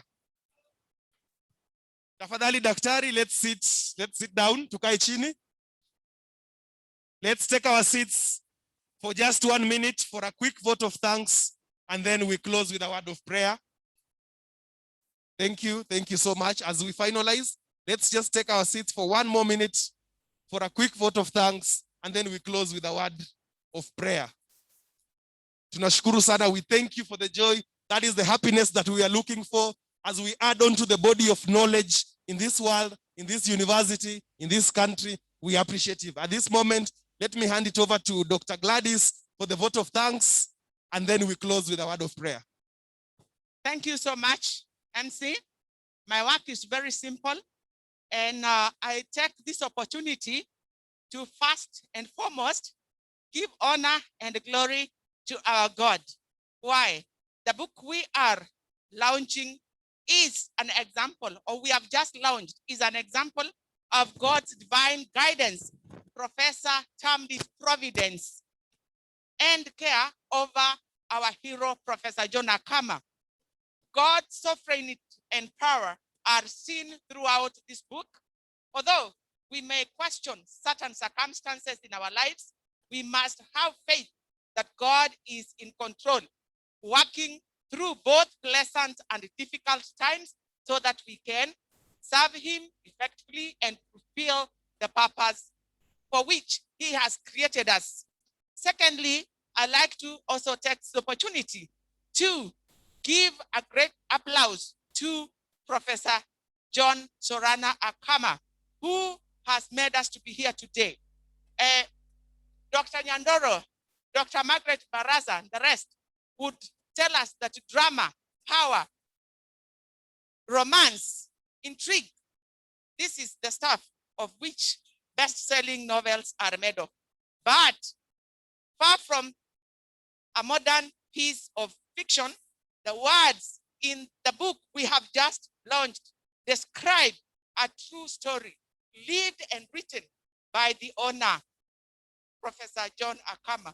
More than entertaining reading, it is a story of profound resilience, focus, and determination to rise above all odds to the pinnacle of academia. For this and more, we celebrate and applaud you, Professor Akama. We will also want to appreciate in absentia the parents of Professor Akama, that is Andrew Akama and Mama Teresia Kwamboka. They played a big role. And when we had the moderators speaking about what they read, and Professor has shown it or has testified about it, that they played a very big role. They passed on the traits. So in absentia, we really appreciate them. We also appreciate the dear wife, Marion Kwamboka, for standing strong and working with the professor through the journey. And we know that although Joshua indicated that professor remembers details, but we know that men at times, some details escape men because ladies are wired to be detailed. So Marion, we celebrate you. We also celebrate your children for having stood with you. That is Orango, Yakoinania, and Otuori. If they were not there and given you the motivation and the peace that you required, putting up together such a piece would have not been easy. We also want to appreciate the siblings of Professor Akama, because at times he was younger that he could not even remember what happened. But because of the support they gave, Professor has brought out this piece very well. We also want to appreciate Joshua Araka, a journalist, for standing with Professor. You have testified, and he is your mentor. Keep it up. We appreciate you. We appreciate our chief guest, Professor Brusire Honari Mwebi, who has clearly, although time was short, it has come out very clear that research, synthesis, translation, and exchange of all that we do will create wealth for our nation, and this is what Professor has done. And people would ask, can anything good come out of Nyansakia? Indeed, it is a testimony that something good has already come out of Nyansakia. Also, I want to appreciate the discussants, that is Dr. Barasa, Dr. Yandoro, Dr. Joash Kerongo, Professor Haman Kiriama, for discussing the book so clearly, an indication that you took your time. And out of the discussion, you have created a desire in each and every participant to go and read in between the lines so that we can verify, so that we can understand it by ourselves. I also want to appreciate Dr. Roger Satebe, who gave us the opening prayer. We also want to appreciate the administrators of Kisii University, our DVCs, our registrars, our deans, our directors who have made it to be here this day. We also want to appreciate all the student leaders, the student fraternity, and the support staff who have remained silent and patient to have brought us to the close of this great day. We also want to appreciate our viewers who have been following this great phenomenal occasion online. And in line with that, we want to appreciate our media team who have created various platforms to really mobilize people to come and attend this event. We appreciate you. We also want to appreciate the entertainment team led by Mumbinya. Thank you so much for those good pieces. It is nice. We also want to appreciate those people who prepared this particular venue. It took some, you will agree with me, we have been here long enough, but this place, particularly today, looks awesome. We want to appreciate you. We also want to appreciate those people who took their time to prepare the snacks that we are enjoying, the cake and all that. We also want to appreciate so much Dr. Nyanchama Matunda, who was with us online. He has worked with the professor in his education, and he is a good friend of this institution. Nyanchama and your team, we really appreciate you for the support you're giving us. We also want to appreciate our visiting professor, Professor Mary Gitau, for being with us. Thank you. You love this institution. We appreciate you. All other invited guests and friends of this institution, we love you and we appreciate you for the support.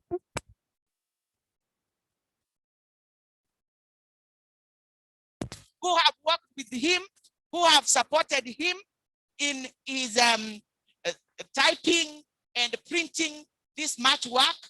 Out of your support, this book has come out. We have realized that all of us can rise above challenges that may come our way. So it is an inspiration, and we want to thank God. And Professor Akama has lived through to the philosophy that publish or you perish. He is leading by example. So we are encouraged, all of us, to follow suit. With those very many remarks, feel welcome, feel appreciated. May God bless you and take you home safely. Kindly ensure that you have had a snack so that you go home before you are caught up with the curfew. Allow me to return this mic to our MC, Edgar. God bless you for the good work you have done all through from the moment you started online advertising and telling us to attend this event. Thank you so much. Thank you, Madam Dane. Asante sana, Daktari. Quick note, we go for the closing prayer. Those who are watching online, I just want to remind you, for those who want to purchase the book, you can send to M-Pesa till 220686 and then send us the message. We will make sure the book gets to you. We have several people whose book have not been autographed yet, lecturers who have bought and they have the book. Don't worry, we are going to organize for an engagement. You can just bring it at the Public Relations Office, and then we will get that book to the Vice Chancellor for that autograph, and then we get back the book to you. So if you've not had the opportunity for your book to be autographed today, you have nothing to worry about. We will make sure that book is autographed once you bring it to the Public Relations Office. At this time, may I invite Brother Paul to come and offer a closing word of prayer as we take our tea, snacks, and then you can depart at your own pleasure. The Vice Chancellor, in the meantime, as we continue with this, he will continue autographing as many as he can. And if he gets tired, let's allow him and we will get those to him. We can arise for a closing word of prayer. Let's rise up for a word of prayer. Let's bow down.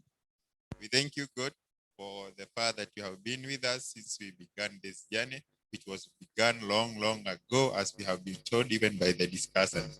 How we pray that the biggest version lesson we can be able to learn, that we never be undeterred in everything that we do. We thank you for the author, the co-author, and all the stakeholders that have made this function to be a success. We even pray that even those who have taken the books with them, that the stories can be an inspiration to their lives. I pray that you be with us even as we go amidst the pandemic, that you be able to protect each and every one of us. For in your holy name, we pray and give thanks. Thank you. Remember, we have some tea and snacks behind there. Get served. Have something to eat before you exit. Let's have some music as we continue to close. Thank you.